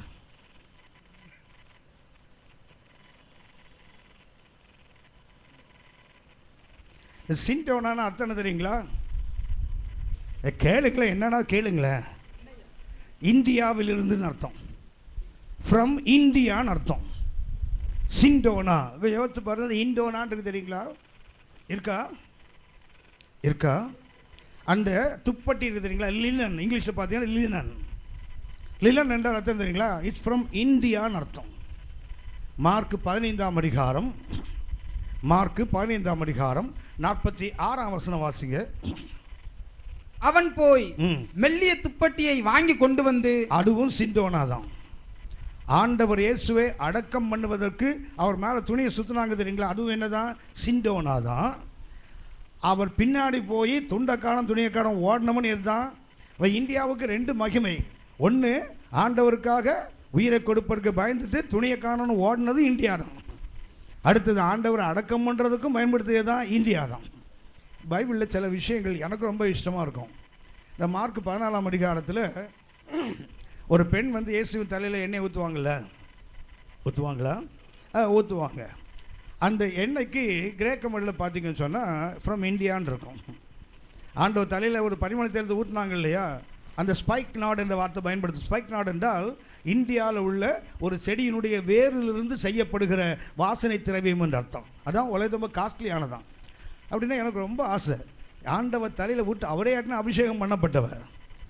பிதா அவரை அனுப்பும்போது என்ன பண்ணால் தவறி செய்யோன் பருவதத்தில் அவரே அபிஷேகம் பண்ணித்தான். சங்கீதம் 2 அபிஷேகம் பண்ணி தான் அனுப்பினார். அபிஷேகம் பண்ணவருக்கும் தலையில் அபிஷேகம் பண்ணுறதுக்கு பயன்படுத்தப்பட்ட எண்ணெய் நம்ம ஊர் எண்ணெய். சைனாக்காரன் சொன்ன பாருங்களேன், எல்லாம் சைனாக்காரன் மாதிரி உட்காந்து. இந்தியாக்காரன்னா எனக்கு அதை படித்த போது நான் குடிச்சு ஆஹா, என் ஆண்டவர் அபிஷேகம் பண்ண நம்ம ஊர் என்னடா. அதே மாதிரி ஆண்டவரை அடக்கம் பண்ணுறதுக்கு என்ன துணி தான், நம்ம ஒரு துணி தான். ஆனால் துண்டைக்கானும் துணியைக்கானும் ஓடினது நம்ம ஒரு துணி தான். அப்போனா 2 பக்கமும் இருக்குது இந்தியாவுக்கு. ஒரு பக்கம் என்ன இருக்குது, நன்மையும் இருக்குது, ஒரு பக்கத்தில் தீமையும் இருக்குல்ல. கவனித்துக் கொள்ளுங்கள். ஓடும்போது என்ன பண்ணோம், அதான் பாட்டி சொல்லி கொடுத்தல, ஊர் ஓடுனா ஒத்து ஓடு. ஊரே ஓடுது, உனக்கு மாத்திரம் என்னடா கேட்காம கொடுக்கணும்னு ஓடு. எவனா தனியாக ஓடினா என்ன பண்ணு, கேட்டுட்டு ஓடு பின்னாடி. எல்லாமும் ஓடுறான், ஒருத்தன் கூட தனியாக ஓடல. உனக்கு மாத்திரம் என்ன, ஒரு துப்பட்டியை போட்டு ஏன் போகிற. கவனித்துக் கொள்ளுங்கள். தேவையற்ற ஆர்வம் என்ன பண்ண தெரியுங்களா, நம்முடைய சுயமரியாதையை இழக்கின்ற ஒரு இடத்துக்கு கொண்டு வந்துடும். நான் சொன்னேனே, ஆடை இன்றி ஒருவன் ஓடுவது சாதாரணமான விஷயமா. நிர்வாணம் வேதத்தில் மிக மிக அருவருப்பான ஒன்று. அந்த நிர்வாணத்தோடு ஒருத்தன் ஓடுறான். காரணம் என்ன, தேவையில்லாத வேலை. இவன் ஒரு அன்னேம்டு பர்சன், ஒரு முகமரியாதை, ஒரு பேர் யாரோ ஒருத்தன். அநேகருடைய கருத்து இது மார்க்கு தான் அப்படின்னு சொல்லுவாங்க. ஆனால் ஒரு சிலர் சொல்லுவாங்க மார்க்கு இல்லை, வாலிபன் போட்டுக்கிற யார், ரோம இராணுவத்தில் உள்ள ஒரு சோல்ஜரை குறிக்கும் என்று கூட வேத பண்டித கணிப்பு இருக்குது. உதாரணமாக தாவீதை எடுத்துக்கிட்டிங்கன்னா, ஆபிரகாம் பார்த்தீங்கன்னா வாலிபன் சாப்பிட்டது போக, அப்படின்னா யுத்தம் பண்ணுறவங்க பேர் தான் வாலிபன். தாவீதை பார்த்தீங்கன்னா வாலிபன் நமக்கு முன்பாக சிலம்பம் பண்ணட்டும். அப்படின்னா வாலிபன் என்றாலே போர் வீரன் என்று அர்த்தம். ஆகவே இங்கே ஓடினது யாரோ ஒரு ரோமன் சோல்ஜர். வித்தியாசமான கருத்துக்கள். ஆனால் நமக்கு ஒன்று மாத்திரம் தெரியும், யார் ஓடினாலும் சரிதான், அவன் பேரறியாதவன். ஒரு ரோம சோல்ஜரோ இல்லை அது மார்க்கோ, let it be anybody, let it some X. ஆனால் பேரறிந்த முகமறிந்த ஒருவரை கொடுத்து நான் உங்களுக்கு இன்னைக்கு சுட்டி காட்டுகிறேன். அது எனக்கு ஒரு சவால் நிறைந்த ஒரு வேத பகுதி. கவனியுங்கள். பரிசுத்த பேதுரு நம்ம எல்லாருக்குமே தெரியும். இந்த பேதுரு ஆண்டவர் இயேசு தேவகுமார் என்ற வெளிப்பாட்டை பெற்றவர் அவர் தான். முதல்ல ஆண்டவர் இயேசு சொன்னார், பேதுருவே, யோனாவுக்கு மானாக சீமோனே, மாம்சமும் இரத்தத்தை வெளிப்படுத்தல, என் தேவனே உனக்கு அது பிதாவை வெளிப்படுத்தினார். அப்படின்னா தேவனுடைய வெளிப்பாட்டை நேராக பெறுகிற ஒரு தேவ மனிதன் மாத்திரமல்ல, நீ தான் பேதுருவாக இருக்கிறாய், உண்மையில் என் சபையை கட்டுவேன். அப்போ எந்த மனுஷன் மேலே வெளிப்பாட்டை பெற்றாரோ, எந்த வெளிப்பாட்டின் மேலே தேவன் சபையை கட்டுவேன்னு சொன்னாரோ, அந்த பேதுருவை நான் உங்களுக்கு சுட்டி காட்டுகிறேன். மத்தேயு 26ஆம் அதிகாரம், மத்தேயு 26ஆம் அதிகாரம் 56ஆம் வசனம் வாசிங்க. ஆகிலும் தீர்க்கதரிசிகள் எழுதியிருக்கிற வசனங்கள் நிறைவேறும்படி இவைகளெல்லாம் சம்பவிக்கிறது என்றார். அப்பொழுது சீசர்கள் எல்லாரும் அவரை விட்டு ஓடி போனார்கள். மார்க்கில் வாசித்தோம் 14:50 எல்லாரும் ஓடி போனாங்க. ஒருத்தன் மாத்திரம் என்ன பண்ணா, முக்காடு போட்டு என்ன பண்ணா, போய் அவன் நிர்வாணியாக ஓடி போனான். இப்போ யாருக்கு அது, அவன் ஒரு முகமறியாத ஒரு மனிதன், யாரோ ஒருவன். ஆனால் இப்போ ஓடுறது யார் தெரியுங்களா, ஒரு முகமறிந்த, யாருக்கு வெளிப்பாட்டை பெற்றாரோ, யார் சபை கட்டப்படும், உண்மையில தான் கட்டப்படும் என்று கர்த்தர் சொன்னாரோ, பரலோகத்தின் திறவுகளை கொடுப்பேன்னு சொன்னது அவருக்குத்தான். அப்படிப்பட்ட மகிமையை பெற்றவர் என்ன நடக்க தெரியுங்களா, எல்லாரும் ஓடி போனாங்க, நீ ஓடி போக வேண்டியதானே. எல்லாரும் போனாங்க. பரிசுத்த பேதுருவே, நீங்களும் ஓடி போயிருந்தீங்கன்னா பின்னாடி ஆண்டவரை மறுதலிக்க வேண்டாம்ல, அவரை அறிய மாட்டேன் என்று சொல்ல வேண்டாம்ல, நீ அவரை சபிக்க வேண்டாமே, சத்தியம் பண்ண வேண்டாமே. இந்த சத்தியம் அவருக்கு தெரியுங்களா, அந்த சத்தியத்தை என்னவா தெரியும், நேற்றுக்கு வந்துங்களா, ஆணையிடுதல். ஆணையிடுதல் சத்தியம் கத்தனை தெரியுங்களா, ஆணையிடுதல் என்ற அர்த்தம். அத்தனை மகத்துவமான காரியத்தை ஒருத்தன் செய்வதற்கு காரணம் என்ன தெரியுங்களா, ஓடி போகும்போது எல்லாரும் இவரும் ஓடி இருந்தால் அந்த பிரச்சனை இருந்திருக்காதுல்ல. ஏன் ஓடி போகல, அவர் ஓடி போயிருக்கணும், ஆனால் என்ன செய்யலை, ஓடி போகவில்லை. அதே மத்தேயு 26ஆம் அதிகாரம் 58ஆம் வசனம் வாசிங்க. பேதுரு தூரத்தில் அவருக்கு பின் சென்று, எல்லாரும் ஓடி போயிட்டாங்க, பேதுரும் ஓடி போயிருக்கணும், ஆனால் என்ன பண்றாங்க, he followed him at a distance. என்ன பண்றாரு, ஆண்டவர் இயேசுவுக்கு அவருக்கு ஒரு தூரத்தை அவர் நியமிக்கிறார். கிட்ட போனால் நமக்கு வம்பு, ஆக என்ன செய்யும், கொஞ்சம் எட்டவே இருப்போம். இதே பொதுவாக நாம் கிரிட்டிசைஸ் பண்ணுவோம். ஆண்டவரோடு கூட பின்னாடி என் பின்னாடி வா, மனுஷனை பிடிக்கலாம் சொல்லி கூப்பிட்டார், என்ன பண்ணுறாரு, ஒரு டிஸ்டன்ஸ் கீப் பண்ணுறாரு, தூரத்தில் பின்பற்றுகிறார். இது பொதுவாக பரிசுத்த பேதுரு சொல்லுகின்ற ஒரு நெகட்டிவ் பாயிண்ட். ஆனால் அவர் ஏன் பின்னாடி போனார், தூரத்தில் ஏன் பின்பற்றினார், இது மிக முக்கியமாக கவனிக்க வேண்டிய வார்த்தை. அதே அதிகாரம் 67, 68 வசனத்தை வாசிங்க. அப்பொழுது அவருடைய முகத்தில் துப்பி. என்ன நடக்குது, ஆண்டவர் இயேசு என்ன பண்றாங்க, அந்த மறுபடியும் 58 வசனம் வாசிங்க தம்பி. பேதுரு தூரத்திலே அவருக்கு பின் சென்று பிரதான ஆசாரியனுடைய அரமனை வரைக்கும் வந்து உள்ளே பிரவேசித்து. என்ன போறாரு, உள்ள ஏன் பின்னாடி போனாதுங்க, உள்ளே பிரவேசித்து முடிவை பார்க்கும்படி சேவகரோட உட்கார்ந்தான். அந்த தேவையற்ற ஆர்வம் தானே. ஏன் இவர் ஓடல தெரியுங்களா, என்னதான் ஆண்டவருக்கு நடக்குது பார்த்துடலாமே. அதான் அவர் 3 முறை சொல்லியிருக்கிறாரு, நான் போவேன், மூப்பர்களால் பிடிக்கப்படுவேன், நான் துன்பப்படுத்தப்படுவேன், கொல்லப்படுவேன், 3 நாள் உயிரும் சொல்லியிருக்காருல்ல. அப்புறம் உனக்கு என்ன தேவையில்லாத ஒரு ஆர்வம், என்ன நடந்தது, எல்லாரும் ஓடும்படி ஒரு ஓடுறது காரணம் என்ன தெரியுங்களா, ஆண்டவருக்கு என்ன நடக்குன்னு பார்த்துடலாம். எங்கே போகிறார், பிரதான ஆசாரனுடைய அரண்மனைக்குள்ள வரைக்கும் போகிறார் பாருங்க. எதற்குன்னா அந்த ஆர்வம் என்ன பண்ணுது, தேவையில்லாத ஒரு ஆர்வம் அவரை அரண்மனைக்குள் வரைக்கும் போக வைக்குது.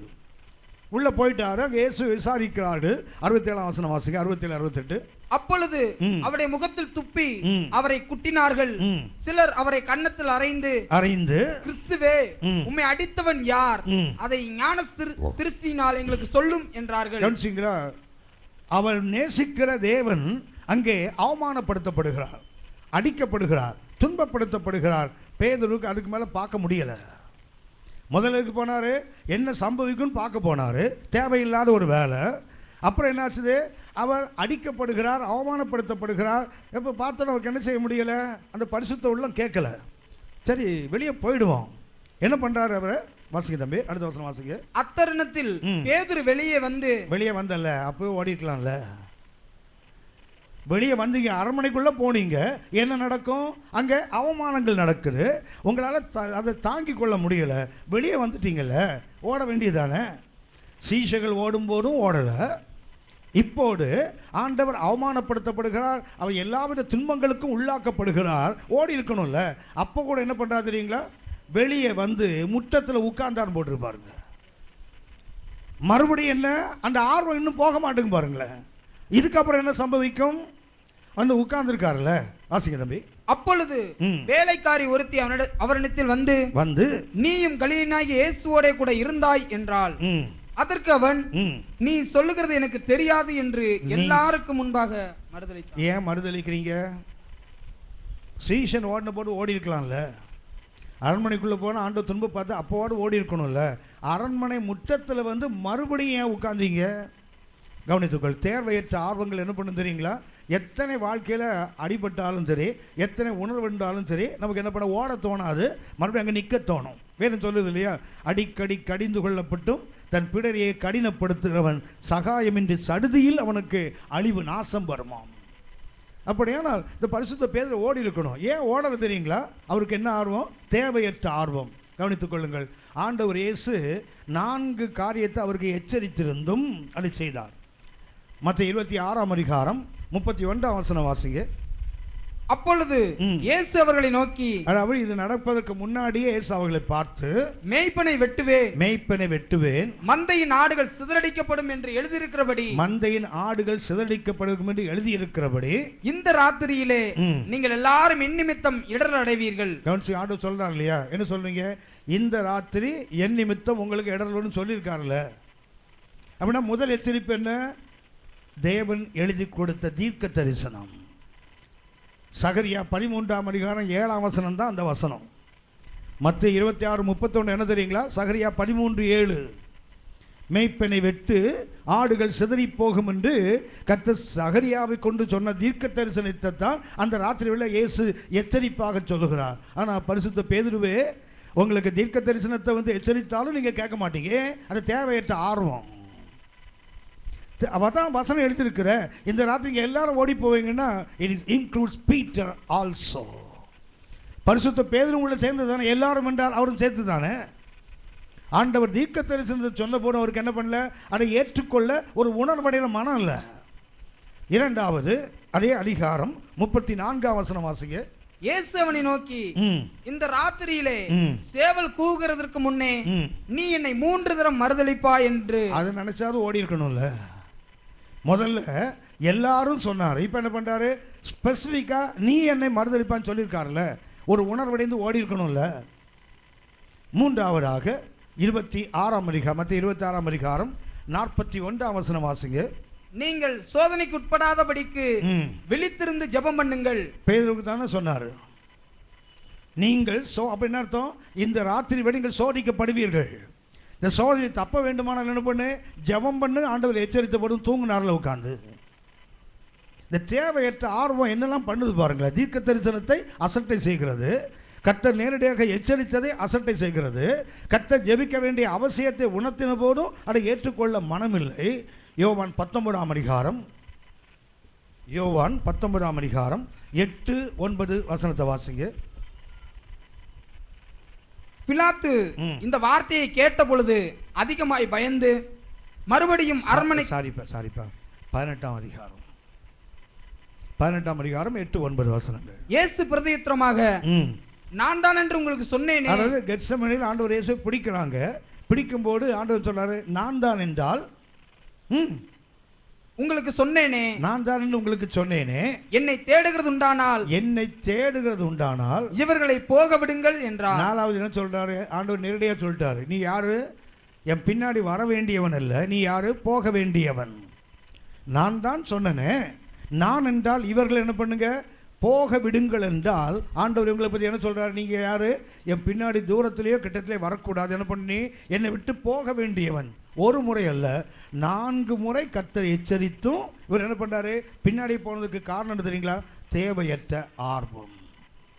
இந்த ராத்திரி வேளையில் ஆவிக்குரிய வாழ்க்கையில் நீங்கள் நானும் ஒரு சரியான ஆவிக்குரிய பயணத்தில் இருக்க வேண்டுமானால் இந்த அடுத்தவங்க விஷயத்தில் மூக்க நுழைக்கிற வேலையை முதல்ல நடத்தணும். ஆவிக்குரிய வாழ்க்கையில் வளர்வது மாத்திரமல்ல, சபைக்கு நாம் இடரலாகவும் இருப்போம்.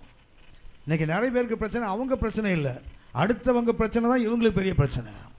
அடுத்தவங்களை பார்த்து தான் அவர் இப்படி பண்ணுறார், இப்படி பண்ணுறீங்க, அவரை கண்டிக்கிற பாஸ்டர்ட சண்டை போட்டு காரணம் தெரியுங்களா, அவங்க அப்படி பண்ணாங்களே, நீங்கள் ஏன் அப்படி பண்ணீங்க, அவர் இப்படி செய்தால ஏன் நீங்கள் செய்யலை, உனக்கு என்ன வேலை, உனக்கு ஏதாவது பிரச்சனையா, அதை சொல்லு. அடுத்தவங்களுக்கு பாஸ்டருக்கு, அடுத்தவங்களும் ஊழியக்காரன், உனக்கு எதுன்னு தேவையாது, உனக்கும் ஊழியக்காரனுக்கு ஏதாவது பிரச்சனையா, உனக்கும் ஆண்டவருக்கு பிரச்சனையா, அதை மாத்திரம் சொல்லு. நமக்கு இன்றைக்கி கம்பேரிட்டிவ் லைஃப் தான், அடுத்தவங்களை பார்த்து தான் ஆவிக்கு உலகன்றைக்கு பலவீனப்பட்டு போயிட்டு. அன்புக்குரியவர்களே, திரும்ப நான் உங்களுக்கு சொல்ல விரும்புகிறேன், கூடாரத்தை விட்டு வெளியே வரணும்னா மூன்றாவது மிக மிக அவசியமானது, தேவையற்ற விஷயங்களில் மூக்க நுழைக்கக்கூடாது. ஆண்டவர் இயேசு அவர் உலகத்தை விட்டு கடந்து போகும்போது, உயிர்த்தெழுந்த இயேசு கடந்து போகும்போது பரிசுத்த பேதுருவோடு பேசுகிறார், நீ என் ஆட்டுக்குட்டிகளை மேய்ப்பாயாக, என் ஆடுகளை மேய்ப்பாயாக, என் ஆடுகளை 3 தடவை சொல்லிட்டு என்ன பண்ணுறாரு, நீ என்னை பின்பற்றி வாடினா, இவர் என்ன பண்ணுறாரு, ஆண்டவரே இவன் கதை என்ன, உனக்கு தேவையா இது,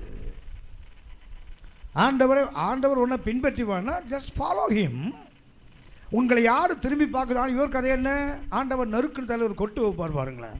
நான் வருமளவும் இவன் இருக்கு, எனக்கு சித்தமான உனக்கு என்ன, உன் வேலையை பாடுறான், உன் வேலையை மாத்திரம் பாரு. அன்புக்குரியவர்களே, நீங்கள் நானும் சுக்கோத்தை விட்டு வெளியே வர வேண்டுமானால் இந்த 3 காரியங்களும் மிக மிக அவசியம். ஒன்று செல்வங்கள் அல்ல, செல்வங்களுக்கு மேலான என் ஆண்டவர் தான் செல்வம்.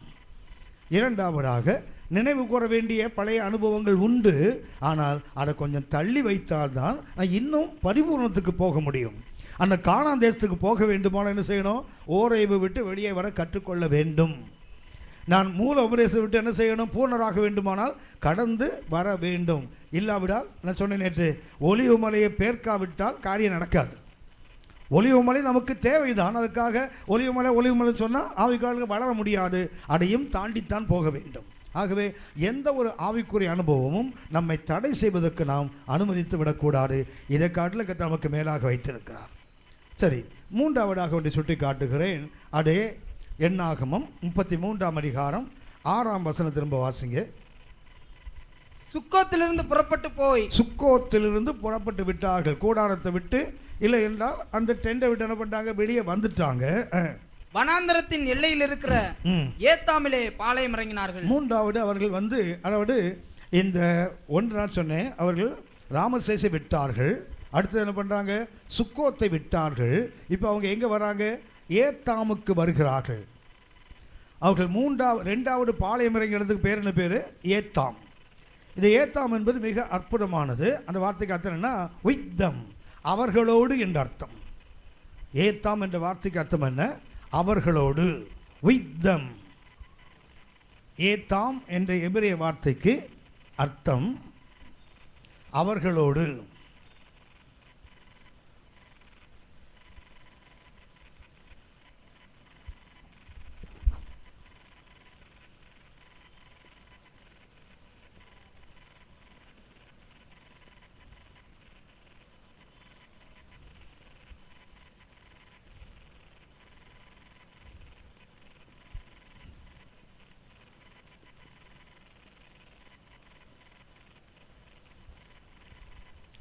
ஏத்தாம் என்பதற்கு அவர்களோடு.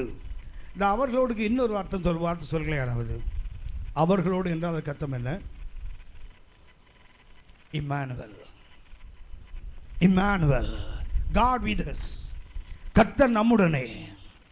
அன்புக்குரியவர்களே, எப்போ கர்த்தர் நம்முடனே தெரியுங்களா? சுக்கோத்தை விட்டால் தான் கர்த்தர் நம்முடனே. அந்த எப்போது அவர்கள் சுக்கோத்தை விட்டார்களோ அதற்கப்புறம் தான் தேவ பிரசன்னம் அவர்களோடு கூட மகிமையாய் நடத்தினது. அந்த சுக்கோத்துக்கும் ஏத்தாமுகள் யாத்திராகமும் 13ஆம் அதிகாரம், யாத்திராகமும் 13ஆம் அதிகாரம் 20 முதல் 22 வரை உள்ள வசனத்தை வாசிங்க. அவர்கள் சுக்கோத்திலிருந்து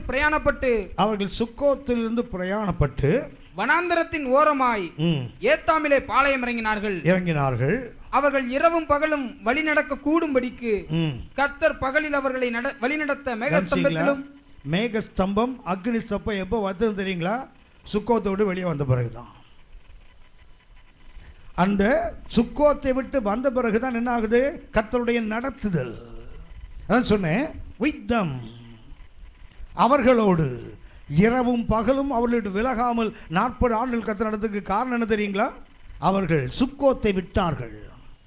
சுக்கோத்தை விட்டு வந்தோன்னு என்னாச்சுதே? God with them. பகலில் மேகஸ்தம்பமாக வருகிறார், இரவில் அக்னி ஸ்தம்பமாக வருகிறார். இன்னும் ஒரு அற்புதமான அர்த்தம் இந்த ஏத்தாமுக்கு, பிளவுஷர்.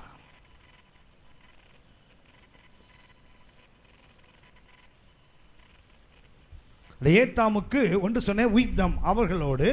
அடுத்தது அர்த்தம் என்ன? சாரி,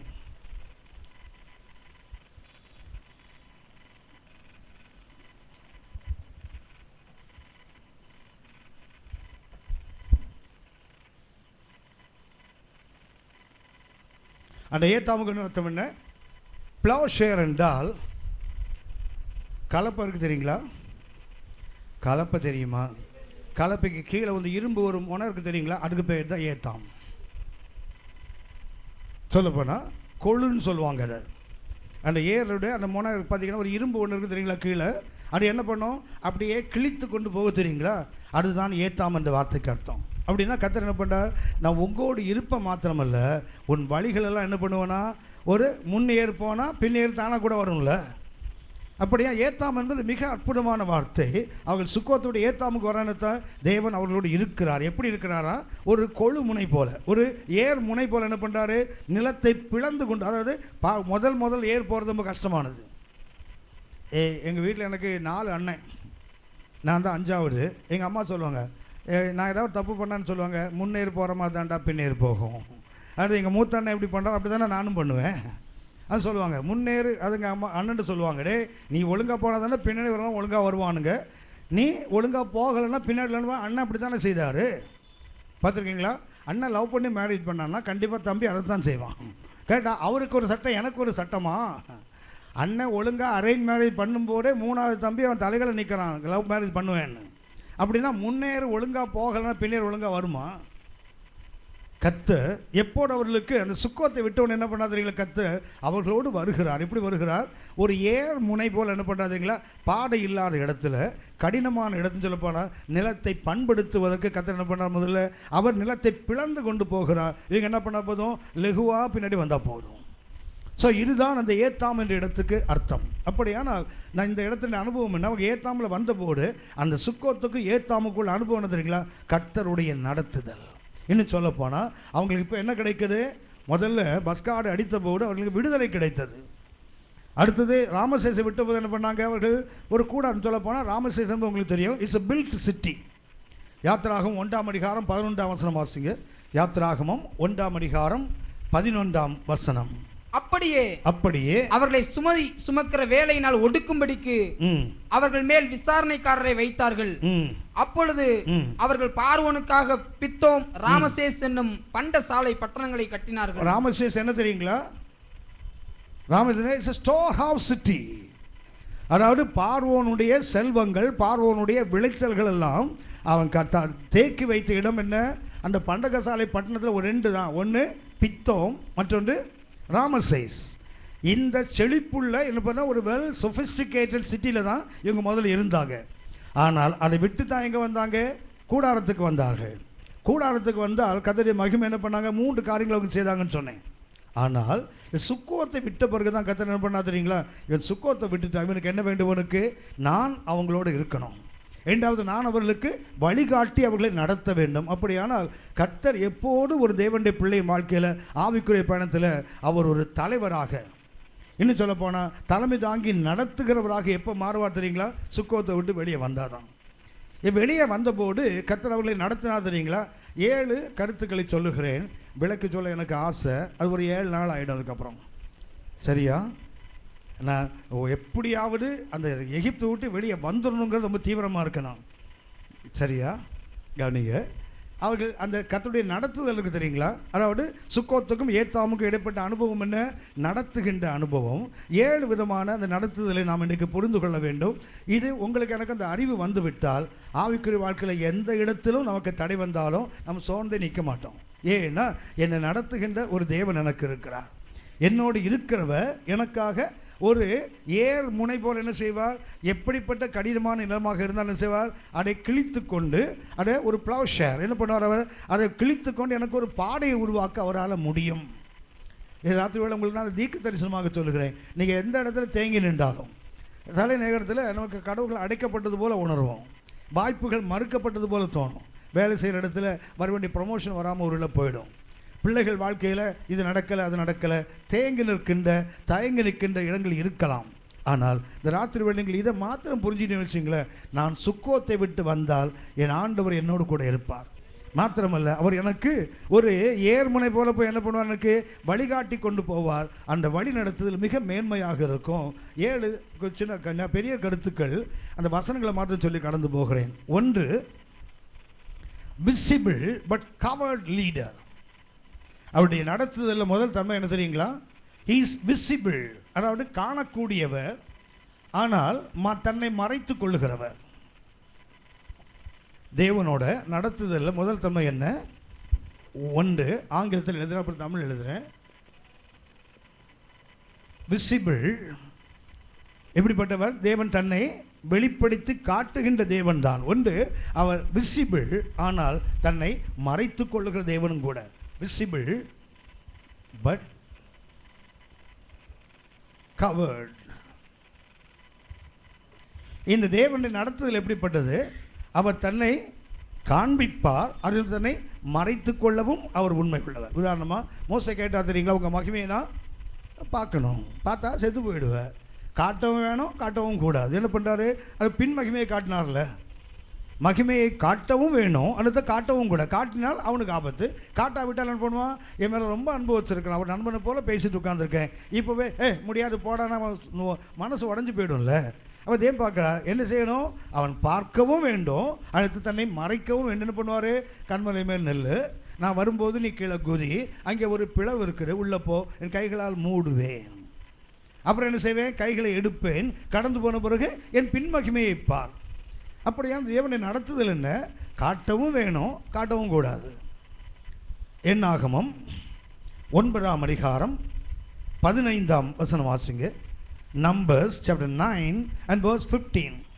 வாசஸ்தலம் ம். ஸ்தாபனம் செய்யப்பட்ட நாளிலே வாசஸ்தலம் ஸ்தாபனம் செய்யப்பட்ட நாளிலே மேகமானது ம். சாட்சியின் கூடாரமாகிய ம். வாசஸ்தலத்தை மூடிற்று. கவனிச்சிங்களா? சாயங்காலமான போது என்னாச்சுது? மேகமானது அந்த பண்ண போது மேகம் வந்து அதை மூடுகிறது. சாயங்காலமான போது ம். வாசஸ்தலத்தின் மேல் ம். அக்கினிமயமான ஒரு தோட்டம் உண்டாயிற்று. கவனிச்சிங்களா? வெளியே என்ன இருக்குது? ஒரு மேகம். உள்ள என்ன இருக்குது? ஒரு அக்னி. அந்த ஆலயத்தின் மேலே அந்த வாசஸ்தலம் பண்ணப்பட்ட நாளில் முதல்ல என்ன வந்தது? ஒரு மேகம் வந்தது. ஆனால் சாயங்காலமாக என்ன ஆகுது? மேகம் என்னவா மாறுது? ஒரு அக்னியாக மாறுது. கத்தம் என்ன? ஒரு fire it's covered with cloud. அந்த மகிமை, தேவனுடைய மகிமை எப்படி வரும்? தேவன் நடத்துகின்ற விதம் எப்படி? ஒன்று தன்னை காட்டவும் வேணும், அடுத்து தன்னை மறைக்கவும் வேண்டும். ஒருவரும் சேரக்கூடாத ஒளி. அந்த ஒளியை பார்த்து அவன் இருக்க முடியாது. ஆக என்ன பண்ணுறார்? முதல்ல மேகத்தை அனுப்புகிறார். சாயங்காலம் ஆகும் என்ன பண்ணுறது? மேகம் என்னவா மாறுது? அக்னியாக மாறுகிறது. அப்படின்னா ஒரே நேரத்தில் ரெண்டு அனுபவங்கள். ஒன்று என்ன? மேகம் இருக்குது, அதுக்குள்ளே உத்து பார்த்தா என்ன தெரியுது? அக்னியும் தெரியுது. அப்படி தேவன் என்னை தன்னை வெளிப்படுத்தவும் வேண்டும், அந்நேரத்தில் மறைக்கவும் வேண்டும். ஒரு நல்ல வசனம் 1 தீமோத்தேயு 3:16 1 Timothy chapter 3 and verse 16. 1 தீமோத்தேயு 3:16 அன்றியும் தேவ பக்திக்குரிய ரகசியமானது யாவரும் ஒப்புக்கொள்ளுகிறபடியே மகா மேன்மையுள்ளது. தேவன் மாம்சத்திலே வெளிப்பட்டார். கவனிச்சீங்களா? தேவன் எங்கே இருக்கிறார்? தேவன் மாம்சத்தில். அதுக்கு அர்த்தம் என்ன தெரியுங்களா? தேவன் மாம்சத்தில் வெளிப்பட்டார். அதுக்கு அர்த்தம் என்ன? நீங்கள்லாம் பேசுறீங்க, எனக்கு காது கேட்கவே மாட்டேங்குது. அதான் கவனித்துக்கொள்ள. தமிழ் அப்படி இருக்குது. ஆங்கிலம் பார்த்தீங்கன்னா God veiled in flesh. தேவன் என்ன இருக்குதான்? மேலே மாம்சம் என்ற ஒரு திரையை போட்டு வச்சிருக்குதான். உள்ளே என்ன இருக்குது? God head. ஆண்டவர் இயேசு பூமியில் வந்தபோது உள்ள என்ன இருக்குது? தேவத்துவம். மேலே என்ன இருக்குது? ஒரு மாம்சம் என்று ஒரு திரையை போட்டு வச்சிருக்குது. அது நல்ல வார்த்தை. ஆங்கிலம் சொன்னால் God veiled in flesh. இந்த veiled என்றால், இந்த திருமண நேரத்தில் நம்ம பிள்ளைகளுக்கெல்லாம் முகத்தில் ஒரு திரை போடுறோம் தெரியுங்களா? உள்ள முகம் இருக்குது தெரியும், ஆனால் கிளியராக தெரியாது. திரை எடுத்தால் தெரியும். அதே போல் ஆண்டவர் மாம்சத்தில் வரும்போது மேலே என்ன இருக்குது? ஏசு என்ற ஒரு உடம்பு இருக்குது, ஆனால் உள்ளே என்ன இருக்குது? தேவன் உள்ளே இருந்தார். அப்படின்னா தேவன் எப்படிப்பட்டவர்? மாம்சத்தில் தன்னை வெளிப்படுத்துகிறார், ஆனால் உள்ளே என்ன இருக்குது? தேவத்துவம். கொலோசியர் 2:9 வாசிங்க. Colossians chapter 2 and verse 9. கொலோசியர் 2:9.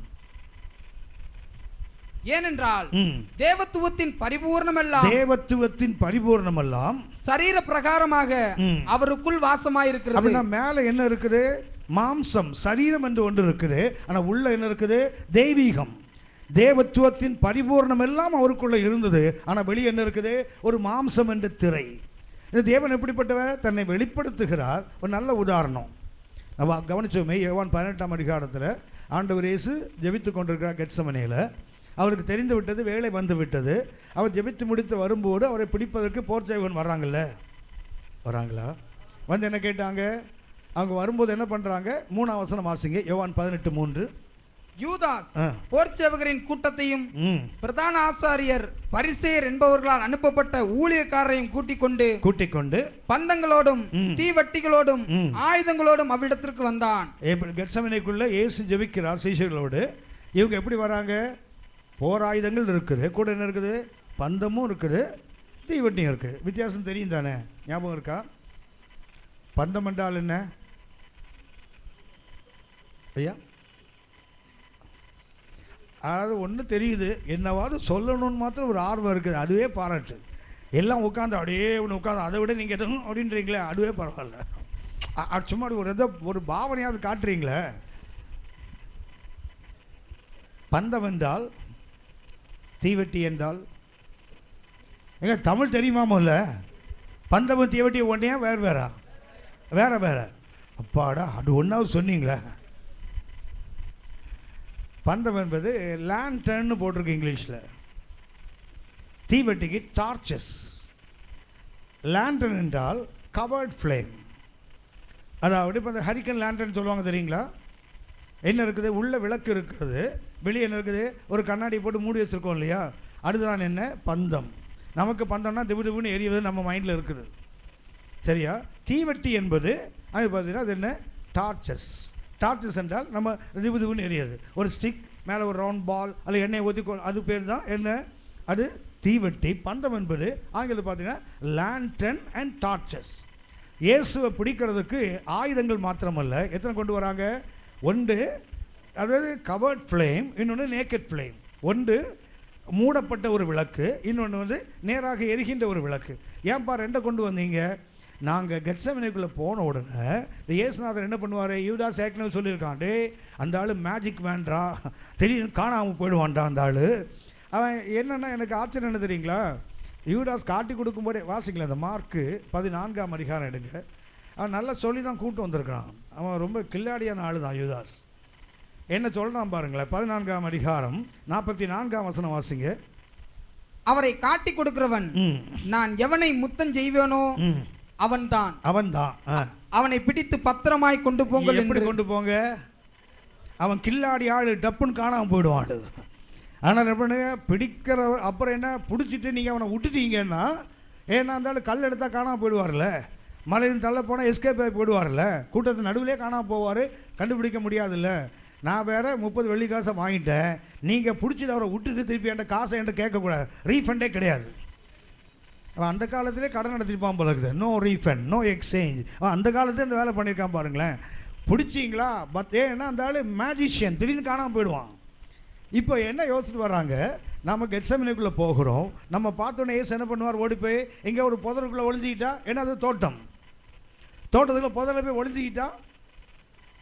உங்களுக்கு ஞாபகம் இருக்குதா? அந்த ராத்திரி என்ன நாள் தெரியுங்களா? இயேசுவை பிடித்த அந்த ராத்திரிக்கு பேர்னு பேர். எங்களுக்கு தெரியாது, எங்களை விட்டுருங்க. பஸ்கா தானே இன்னைக்கு. அந்த நாள் என்ன நாள்? பஸ்கா ராத்திரி. பஸ்கா என்னைக்கு வரும்னா பௌர்ணமி அன்னைக்கு தான் வரும்.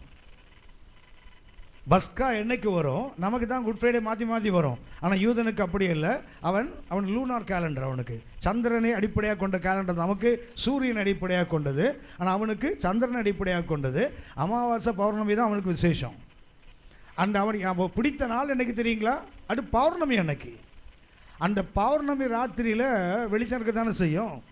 இவன் என்ன நினைக்கிறான்? அந்த தோட்டத்துக்குள்ளே போனால் தலைவர் நம்மளை பார்த்து நின்று பண்ணுவார், ஓடி போய் புதருக்குள்ளே ஒழிச்சிட்டா இந்த பந்தத்தை கொண்டு போனால் செடியெல்லாம் எரியும்ல, உள்ளே போய் தேட முடியாதுல்ல.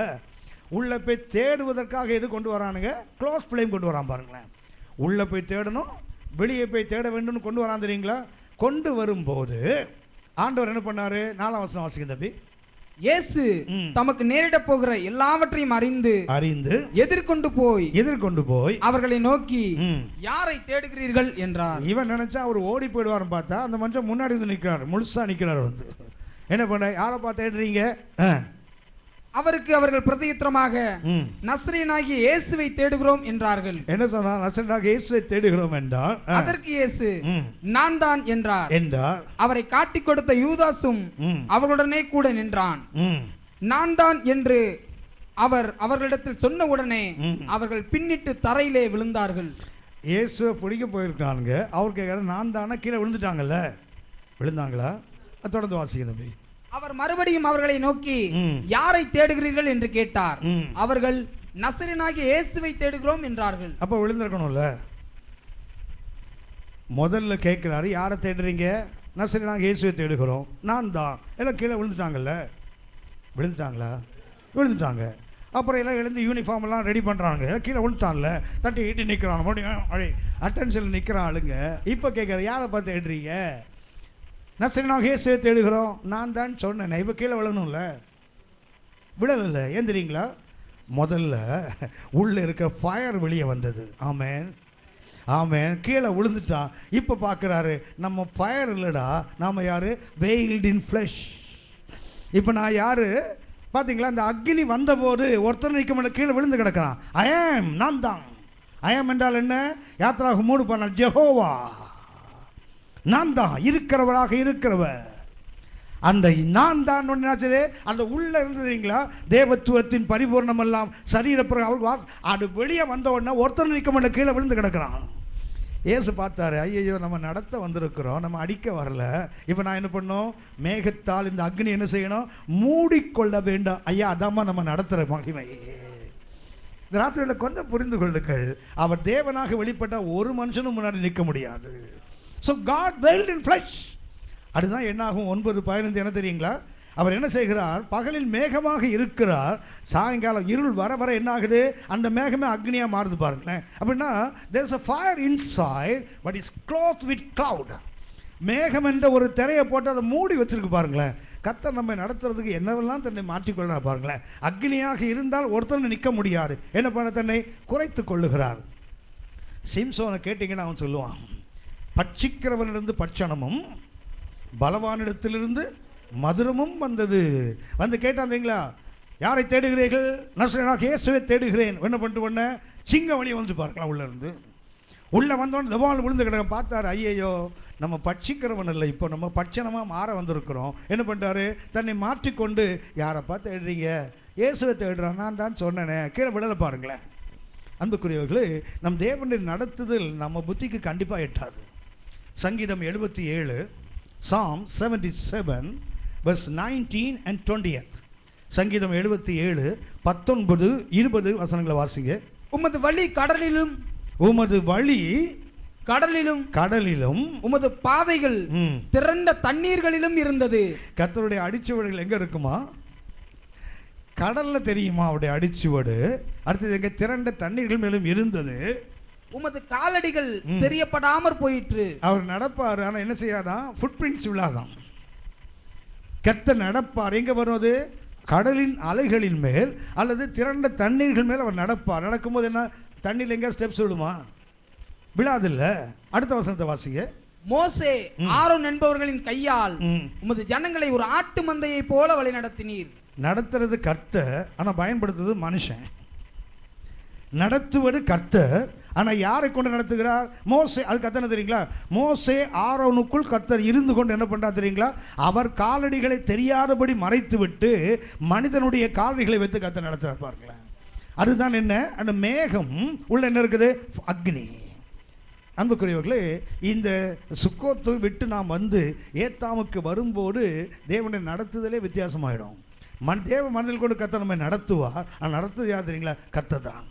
அது கர்த்தர் தன்னை மறைத்து கொண்டு தேவ மனிதர்களை முன்னிட்டு கர்த்தர் நடத்துகின்ற காலம் இது. ஆகவே நீங்கள் மிக தெளிவாக புரிந்து கொள்ள வேண்டும், சுக்கோத்தை விட வேண்டியது மிக மிக அவசியம். சுக்கத்தில் வெளிவந்தால் இந்த நடத்துதல் நமக்கு மிக அற்புதமாக இருக்கும். தேவன் தன்னை தேவ மனிதர்களை கொண்டு நடத்துகிறார். ஆனால் என்ன பார்த்துக்கிறாரு, அவருடைய அடிச்சுவடுகள் தெரியாமல் பார்த்துக்கிறார் பாருங்களேன். இதுதான் தேவன் என்ன பண்ண, தன்னை மறைத்து கொண்டு தன்னை வெளிப்படுத்த சொன்னேன். ஒன்று என்ன, விசிபிள் பட் கவர்ட். விசிபிள் என்றால் என்ன, பார்க்கக்கூடியவர் ஆனால் தன்னை மறைத்து கொள்ளுகிறவர். கர்த்தருடைய வழி எங்கே இருக்குது, கடல் அலைகள் மேலே இருக்குது. எங்கே இருக்கிறது, திரண்ட தண்ணீர்கள் மேலே இருக்குது. ஆனால் உங்களுடைய காலடிகளோ காணப்படாமல் போயிற்று. ஆனால் நீங்கள் யாரை கொண்டு நடத்துறீங்க, மோசே ஆரோன் என்பவர்களை கொண்டு நீங்கள் எங்களை வழி நடத்துறீங்களே. அப்போ நடத்துவது கர்த்தர் தான். நடத்துகின்ற தேவ மனிதர்கள் முன்னாடி காட்டப்படுகிறார்கள். ஆனால் காலடிகள் யாருடையது, கர்த்தருடையது. நமக்கு ஒன்று உள்ள கண்கள் தெரியாமல் போயிடலாம், ஆனால் நடத்துகின்ற வழி அதுதான் என்ன, விசிபிள் பட் கவர்ட். ஆமென். புரிஞ்சுதா? இதை நீங்கள் புரிஞ்சுக்கிட்டீங்கன்னா வாழ்க்கையில் எந்த இடத்துல நீங்கள் இடிச்சு நின்னாலும் கவலையே பட மாட்டீங்க. ஏனென்றால் என் ஆண்டவர் அடிச்சவர்கள் தெரியாமல் போகலாம். வழக்கமாக சொல்லுவாங்களே, ஒரு தேவ மனிதனை பற்றி சொல்லுகின்ற வழக்கம் உண்டு. அது உண்மை. அவர் ஒரு நெருக்கப்படுற காலத்தில் கர்த்தர் ஒரு தரிசனத்தை கொடுத்தார். உங்களுக்கு தெரிந்த ஒன்று தான், நினைவுபடுத்துகிறேன். அதாவது அவர் தரிசனத்தை என்னன்னு சொன்னால், ஒரு பெரிய அடிச்சுவடு இருக்குது, பக்கத்தில் ஒரு சின்ன அடிச்சுவடு இருக்குது. அப்புறம் இதை ஒரு சந்தோஷமாக இருந்த காலத்தில் அப்படி இருந்துதான். ஆனால் அவர் துன்பப்படும் போது பெரிய அடிச்சுவடு மாத்திரம் இருந்துதான், சின்ன அடிச்சுவடு இல்லை. அப்போ சொன்னார், ஆண்டவரே நான் துன்பப்பட விட்டு போயிட்டீங்களா? அது சொன்னார், இல்லைப்பா, ஒன்று தூக்கி தோளில் வச்சுருக்கிறேன்.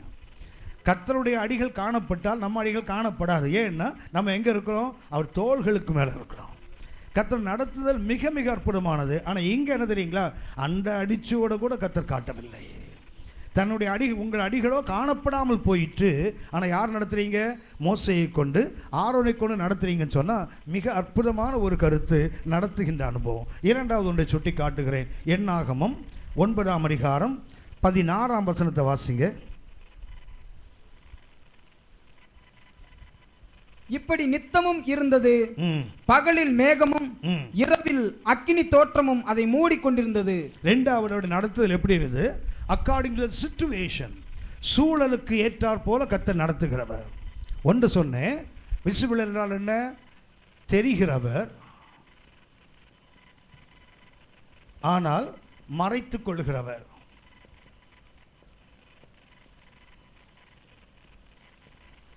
கர்த்தருடைய முதல் நடத்துகின்ற விதம் என்ன? அவர் தன்னை காட்டிக்கொள்ளவும் செய்வார், அடுத்து தன்னை மறைத்து கொள்ளவும் செய்வார். இது முதலாவது கருத்து. இரண்டாவதாக அவருடைய நடத்துதல் மிக மிக அற்புதமானது. மறுபடியும் வாசிக்க தம்பி, 9ஆம் அதிகாரம் 16ஆம் வசனம். இப்படி நித்தமும் இருந்தது, பகலில் மேகமும் இரவில் அக்கினி தோற்றமும் அதை மூடிக்கொண்டிருந்தது. அப்படி ரெண்டாவது என்ன? According to the situation.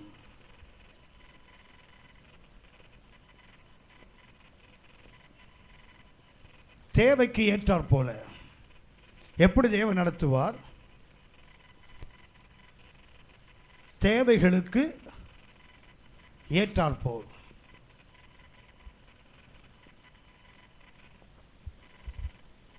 According to the situation. பகல் என்ன வேண்டும்? மேகம் வேண்டும். எனக்கு டு ரிஃப்ரெஷ், ஒரு புத்துணர்ச்சி வேண்டும். வனாந்தரத்தில் நடக்கிறாங்க. என்ன உண்டு? மிகுந்த உஷ்ணமான ஒரு பகுதி. இந்த வனாந்தரத்தை பைபிளில் படித்து நமக்கு வனாந்தரம்னா ரொம்ப சாதாரணமாகி போச்சுது. வனாந்தரம் நமக்கு ரொம்ப சாதாரணம் தானே. வனாந்தரத்தை நடந்தாங்க. வனாந்தரத்தை பார்த்தீங்கன்னா பைபிளை படிக்கும்போது ஒரு அர்த்தமாக மாறிடும். ஒரு முறை ஒரு ஊழியக்காரர் சில ஆண்டுகளுக்கு முன்னாடி, நான் ஒரு பைபிள் ஸ்கூலில் டீச் பண்ணிட்டு இருந்தேன். அந்த சபையின் போதகர், அந்த பைபிள் ஸ்கூலில் பிரின்சிபால் அவர் தான். அவர் முதல்ல இந்த ஹோலி லேண்ட் போயிட்டு வந்தார். அதாவது இஸ்ரவேல் அந்த பயணம் போயிட்டு வந்தார். ஃபர்ஸ்ட் டைம் அவர் போனார். போனோடனே போயிட்டு வந்த உடனே அடுத்த ஸ்டாஃப் மீட்டிங்கில் பேசிருக்கும் போது சொன்னார், ஐயா கண்டிப்பாக நீங்கள் ஒரு தடவை இஸ்ரவேல் போயிட்டு வரணையா. ஏன்னு கேட்டேன். நீங்கள் அங்கே போயிட்டு வந்தீங்கன்னா உங்கள் பிரசங்கமே மாறினையா. ஏன்னா அந்த இடங்களை நேரடியாக பார்க்கும்போது உங்களுக்கு ஒரு பெரிய உற்சாகம் கிடைக்கும். பைபிளில் படிக்கிறத நம்ம இன்றைக்கி விசுவாசத்தால் பார்த்துட்ருக்குறோம். அதை கண்களால் பார்க்கும்போது ஓ இப்படிலாம் நடந்திருக்குதா, இப்படிலாம் நடந்தது, அப்போ உண்மையாக உணர்கணும் இல்லையா. நீங்கள் போகணும்னு சொன்னார். நான் சொன்னேன், இல்லை நான் போகாமலே எனக்கு அது முடியும். இஸ்ரவேல் போனால் தான் என்னால் பெட்டராக பிரசங்கம் பண்ண முடியும்னு சொன்னால் அப்போ வேதம் பிரயோஜனமற்றதுன்னு அர்த்தம். ஸ்டான்லி ஃபிஜிமா ஸ்டான்லி அடிக்கடி சொல்லுவார், பைபிளை 4 தடவை ஒழுங்காக படித்தேன்னா இஸ்ரவேல் போயிட்டு வந்த மாதிரிம்பார். பைபிளே படிக்கிறது இல்லை, ஆனால் எங்கே போய் நிற்கிறான்? யோர்தான் கரையில் போய் நிற்கிறான். நம்ம ஆடு எதுக்குறானா? ஞானஸ்தானம் வாங்க போகிறேன்னா. கேடு கட்டவனே, இங்கே வாங்க ஞானஸ்தானம் என்ன காத்திரையா போச்சுது? இங்கே வாங்கின ஞானஸ்தானம் பத்தாரா? எங்கே போயிருக்கிறாரா? யோர்தானில் போய் ஞானஸ்தானம் எடுத்தாராம். ஏன்னா ஏசு அங்கே தானே ஞானஸ்தானம் எடுத்தார்.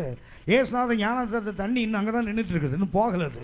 அதில் போய் மூழ்க போகிறான் பாருங்க. கோமாளி ஆவிக்குரிய உலகம். போங்க, உங்கள் விருப்பம்.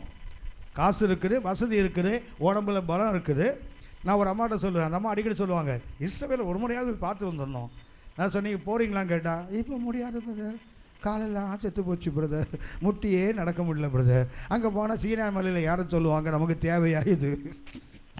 கவனித்துக் கொள்ளுங்கள். நிறைய பேருக்கு போகணும்னு ஆசை இருக்கு, போக முடியலைல்ல. கவனித்துக் கொள்ளுங்கள். வனாந்தரத்தை நீங்கள் நேரில் பார்த்தீங்கன்னா இந்த வேதத்தை உண்மையாகவே அந்த கர்த்தர், நான் எப்பொழுதுமே சொல்லுவேன், ஆண்டவர் செய்த அற்புதங்கள் எனக்கு தெரிஞ்ச பைபிளில் மிகப்பெரிய அற்புதம். 40 வருஷம் லட்சக்கணக்கான மக்கள் அந்த வனாந்தரத்தை நடத்தினது தான் அற்புதங்களின் உச்சக்கட்டம். ஏன்னா நான் ஒரு 400 கிலோமீட்டர் அந்த பாலைவனத்தை ட்ராவல் பண்ணேன். நான் ஒரு 400 கிலோமீட்டர் ஒரு ஏசி ட்ரெயினில் நான் ட்ராவல் பண்ணேன்.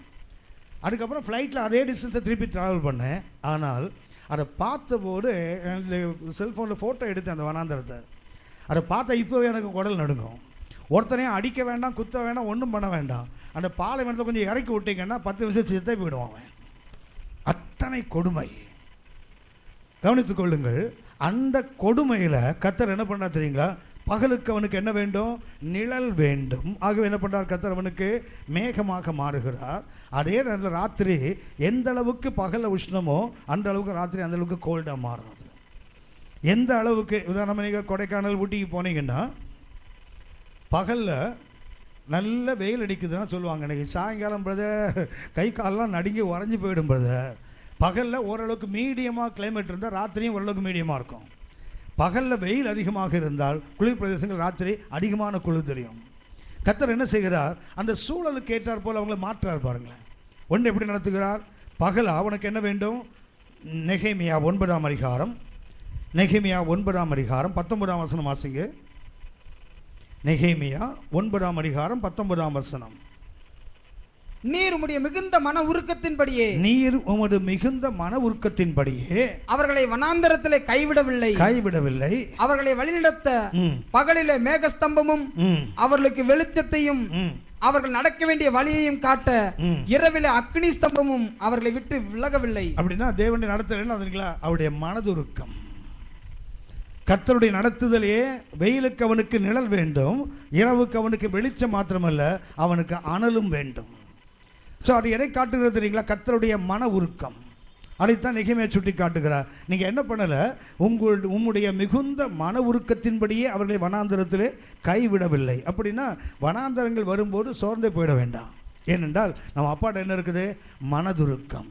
கர்த்தருடைய நடத்துதல் ரெண்டாவது இருந்தீங்களா? சுக்கோத்தை விட்டு வெளியே வந்தால் கர்த்தர் அடுத்து இருந்தீங்களா? மனதுருக்கத்தோடு தான் கர்த்தர் நம்மை நடத்துவார். நம்ம சுற்றி இருக்கிறவங்களுக்கெல்லாம் இரக்கம் வேணால் இல்லாமல் போயிடலாம்.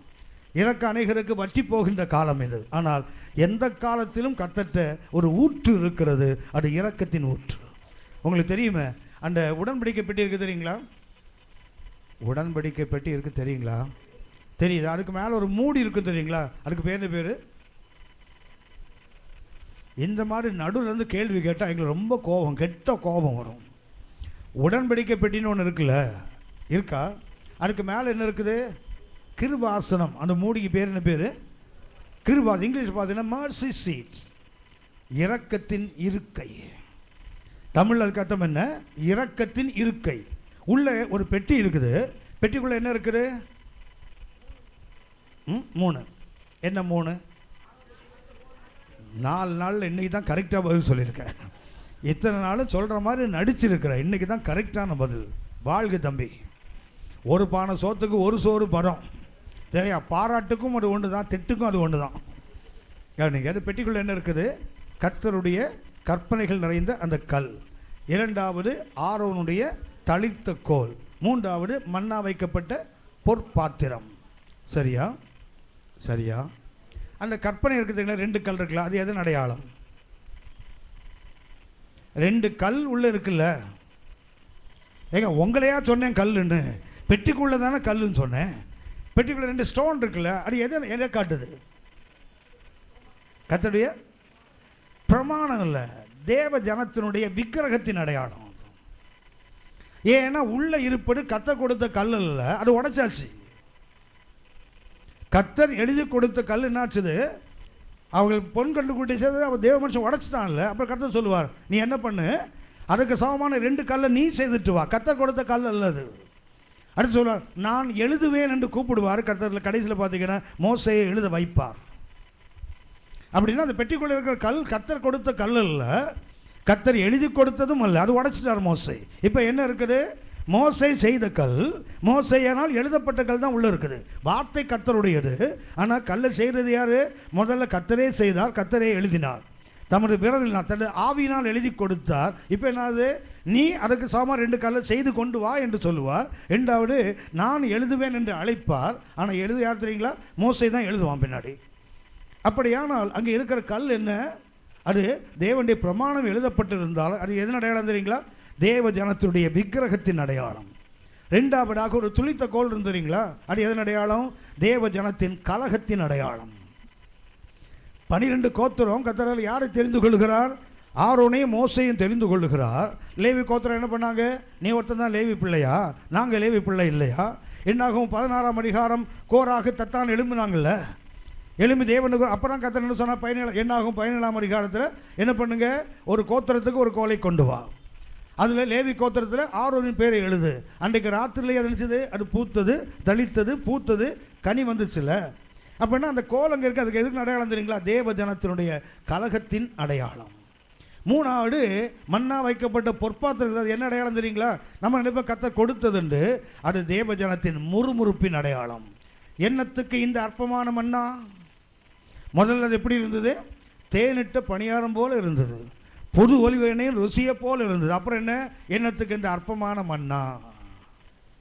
ஹலோ, எண்ணத்துக்கு இந்த அற்பமான மண்ணான்னு வந்துடுது இல்லை. நான் நேற்று சொன்னேன்னு, இந்த இட்லி தோசை கண்டுபிடிச்சவன் கையில் மாட்டினான்னு சொன்னேன் தெரியுங்களா? ஹலோ, இது தமிழ்நாட்டில் இருக்க வரைக்கும் இப்படி தான் நக்கலாக இருக்கும். ஆனால் நார்த் இந்தியாவில் போய் தண்ணி இல்லாமல் காயும் போது இட்லி கிடைக்காதன்னு பேயா தேடுவான் பாருங்க அவனே. கவனித்துக் கொள்ளுங்கள். நமக்கு இங்கே கிட்ட இருக்கிறதுனால என்னாச்சுது, ஒரு மாதிரி இலக்காரம். ஆனால் கிடைக்காத ஊரில் போனால், பாம்பேயில் போனால் டெல்லி என்ன பண்ணுவாங்க தெரியுங்களா?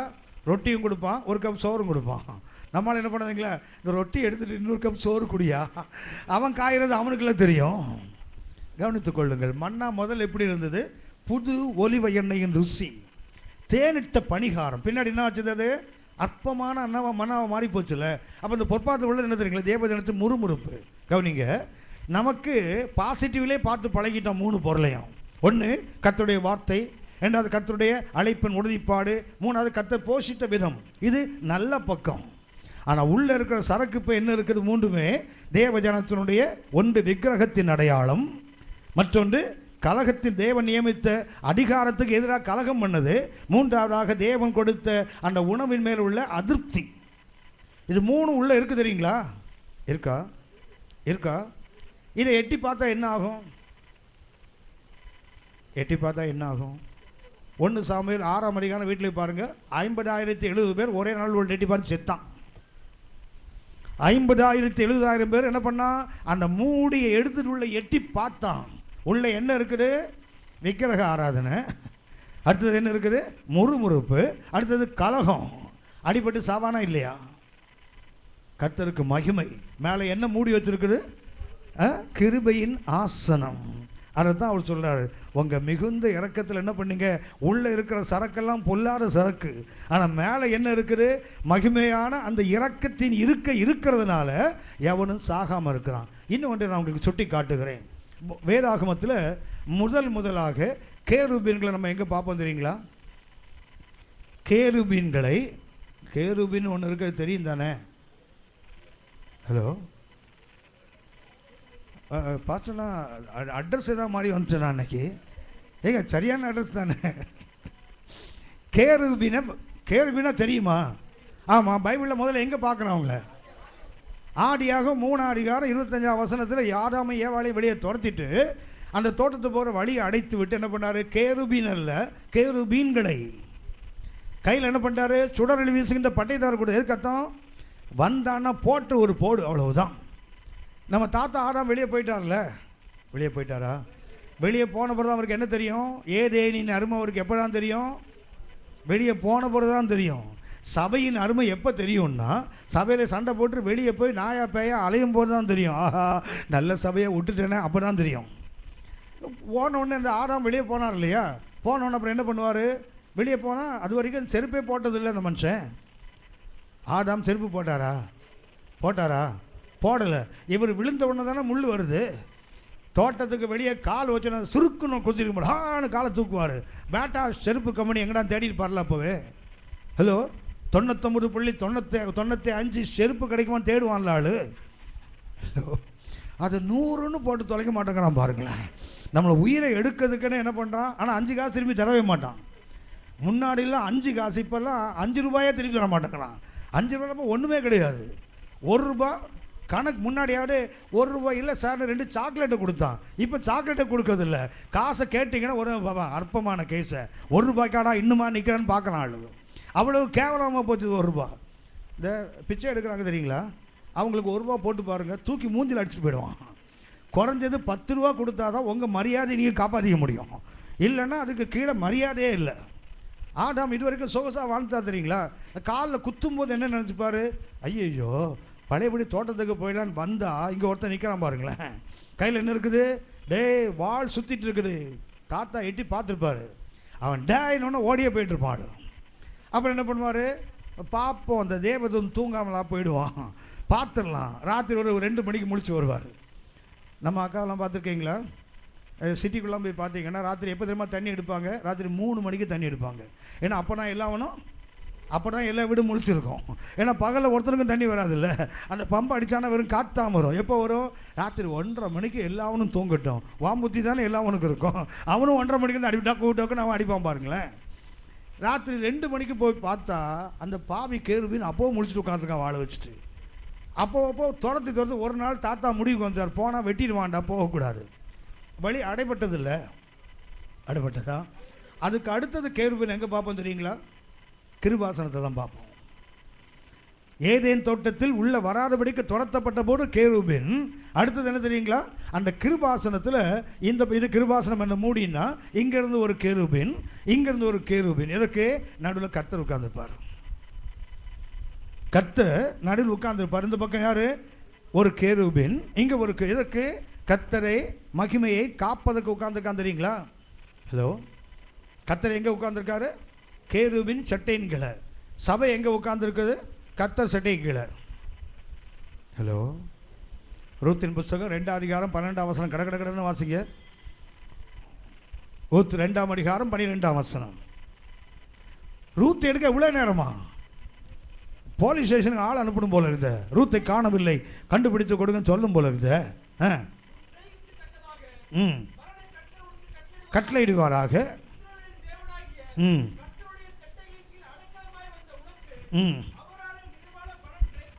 கவனித்துக் கொள்ளுங்கள். இது கிருபாசனம், இது உடன்படிக்கை பெட்டி. மேலே என்ன இருக்குது? கிருபாசனம் மூடி இருக்குது. இங்கே ஒரு கேருபீன், இங்கே ஒரு கேருபீன், இங்கே யார் இருக்காங்க? கர்த்தர். இந்த சட்டைகள் யார் இருக்கிறாங்க? கர்த்தர். இப்போ கர்த்தருக்கு ஒரு சட்டை இருக்குல்ல, அதுக்கிடையே யார் இருக்கிறாங்க? ரூத் இருக்கிறாங்க. கவனிச்சிங்களா? இந்த கேருபீனுக்கு முதல் வேலை என்ன? மனுஷனை மண்டையை புழக்கிற வேலை.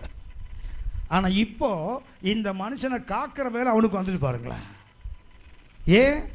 இப்போ இந்த ரூத்தை வெட்டணும்னா இவன் யாரை வெட்டணும்? முதல்ல கர்த்தரை வெட்டணும். அப்புறம்தான் என்னையும் நம்மையும் வெட்ட முடியும். இதுக்கு நாம் எங்கே இருக்கிறோம்? இந்த கிருபாசனத்தின் மகிமை என்ன தெரியுங்களா?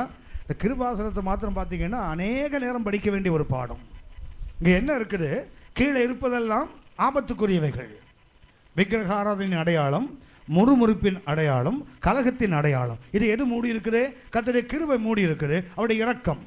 இந்த இரக்கத்துக்கு மேலே என்ன இருக்குது? கர்த்தர் உட்கார்ந்து இருக்கிறாரு. அவரை காப்பது யாரு? கேருபீன்கள். இந்த கேருபீன் யார்? மனிதனை வெட்டுவதற்காக நியமிக்கப்பட்டவன். யார் நம்மளை காயப்படுத்தணுமோ, யார் நம்ம அழிக்கணுமோ, அவனே இன்னைக்கு நம்மளை பாதுகாக்கிற மாற்றுவது என்னதுங்களா? கர்த்தருடைய இரக்கத்தின் இருக்கை. அதைத்தான் நெகேமியா சுட்டி காட்டுகிறார். நீங்கள் வனாந்தரத்தில் கூட என்ன செய்யலை? அந்த இரக்கத்தை நீங்கள் விட்டு விடவில்லை, அந்த மனதுருக்கத்தை நீங்கள் விட்டு விடவில்லை. ஏன்? நீங்கள் நடத்துகிறவராயிட்டு. அதாவது நம்மை அழிக்கிறவனை பாதுகாப்பவனை மாற்றுகிறவர் கர்த்தர் ஒருத்தர் தான். அதுக்கு என்ன வேண்டும்? அவருடைய மிகுந்த மனதுருக்கம். மூன்றாவதாக ஒன்றை சுட்டி காட்டுகிறேன். கர்த்தருடைய அந்த நடத்துதலுக்கு மூன்றாவது ஒன்றை நான் காட்டுகிறேன். யாத்திராகவும் 13ஆம் அதிகாரம் 17, 18 வசனங்கள். யாத்திராகவும் 13ஆம் அதிகாரம் 17, 18 வசனங்கள். பார்வோன் ஜனங்களை போக விட்ட பின் ஜனங்கள் யுத்தத்தை கண்டால் மனமடிந்து எகிப்துக்கு திரும்புவார்கள் என்று சொல்லி பெலிஸ்தரின் தேச வழியாய் போவது சமீபமானாலும் தேவன் அவர்களை அந்த வழியாய் நடத்தாமல் சிவந்த சமுத்திரத்தின் வனாந்திர வழியாய் ஜனங்களை சுற்றி போக பண்ணினார். கவனித்துக் கொள்ளுங்க. மூன்றாவது கர்த்தர் நடத்துதல் என்ன தெரியுங்களா? இன் கான்ட்ரரி பிளேசஸ்.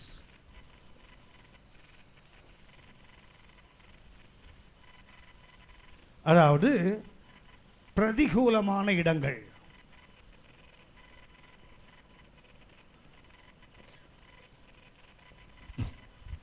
இன்னைக்கு அநேக நேரத்தில் கர்த்தருடைய நடத்தல் நமக்கு புரிவதில்லை. அந்த வசனம் சொல்லுகிறது, பெலிஸ்தர் தேசம் வழியாக போவது சமீபமாக இருந்தாலும். இந்த நீங்கள் படத்தை கண்டிப்பாக நம்பியே ஆகணும், சரியா? நேற்றைக்கு மாதிரி முழிச்சிங்கன்னா சண்டைக்கே வந்துடுவேன் நான். இது என்ன? ஹலோ, வளர ஆரம்பிச்சிட்டான் பாருங்களேன். ஒரே ஒரு தடவை தான் ஒழுங்காக சொன்னான், அடுத்தது மறுபடியும் வளர ஆரம்பிச்சிட்டான். கவனிங்க, இங்கே என்ன இருக்குது? எகிப்து. இதுதான் எகிப்து. ராமசேஸ் இங்கே தான் இருக்குது. இவங்க என்ன செய்யணும்? இது இஸ்ரவேலின் எல்லை. இதுக்கு இடைப்பட்ட தூரம் வெறும் 100 மைல் தான், வெறும் 100 மைல். இந்த ராமசேஸ்லேருந்து புறப்பட்டவர்கள் வந்தால் இது 100 மைல். ஆனால் கர்த்தர் என்ன பண்ணுறாரு? அப்படி போவது சமீபமாக இருந்தாலும், அது 17 வசனம் பார்த்தீங்கன்னா, யாத்திராகும் 13, 17 திரும்ப வாசிங்க. பார்வோன் ஜனங்களை போக விட்ட பின் ஜனங்கள் யுத்தத்தை கண்டால் மனமடிந்து ம், எகிப்துக்கு திரும்புவார்கள் என்று சொல்லி ம், பெலிஸ்தரின் தேச வழியாய் போவது சமீபமானாலும் ம், தேவன் அவர்களை அந்த வழியாய் நடத்தாமல் ம். சிவந்த சமுத்திரத்தின் வனாந்தர வழியாய் ம். ஜனங்களை சுற்றி போக பண்ணினார். கவனித்துக் கொள்ளுங்கள். இது என்ன வழின்னா, இது பெலிஸ்தருடைய தேசம் தான். இப்படி வந்தா என்ன ஆகணும்? பெலிஸ்த தேசம் வழியா வந்து அங்க வரணும். இவன் யுத்தத்துக்கு வருவான். ஆக என்ன செய்ய வேண்டாம், இப்படி போடு துன்பம் என்று சொல்லி கர்த்தர் இங்கே கூப்பிட்டு வருவார். இங்கே சுற்றி கீத்தி கடைசியில் இப்படி தான் வருவாங்க. 40 வருஷம் சுற்றிட்டு இருப்பான் வனாந்திரத்தில். அப்படியானால் மனித மூளைக்கு தேவன் நடத்துவது புரியாது. இந்த மேகஸ்தமும் அக்னிஸ்தமும் கர்த்தர் நடத்துகிறது. எப்படி நடத்துகிறா தெரியுங்களா? மனிதனுடைய மூளைக்கு எட்டாத விதத்தில். ஏன் அப்படி சுற்றி போக பண்ணுகிறார்? கர்த்தருக்கு ஒரு நோக்கம் உண்டு. உபாகமம் 8ஆம் அதிகாரம் 2ஆம் வசனம் வாசிங்க.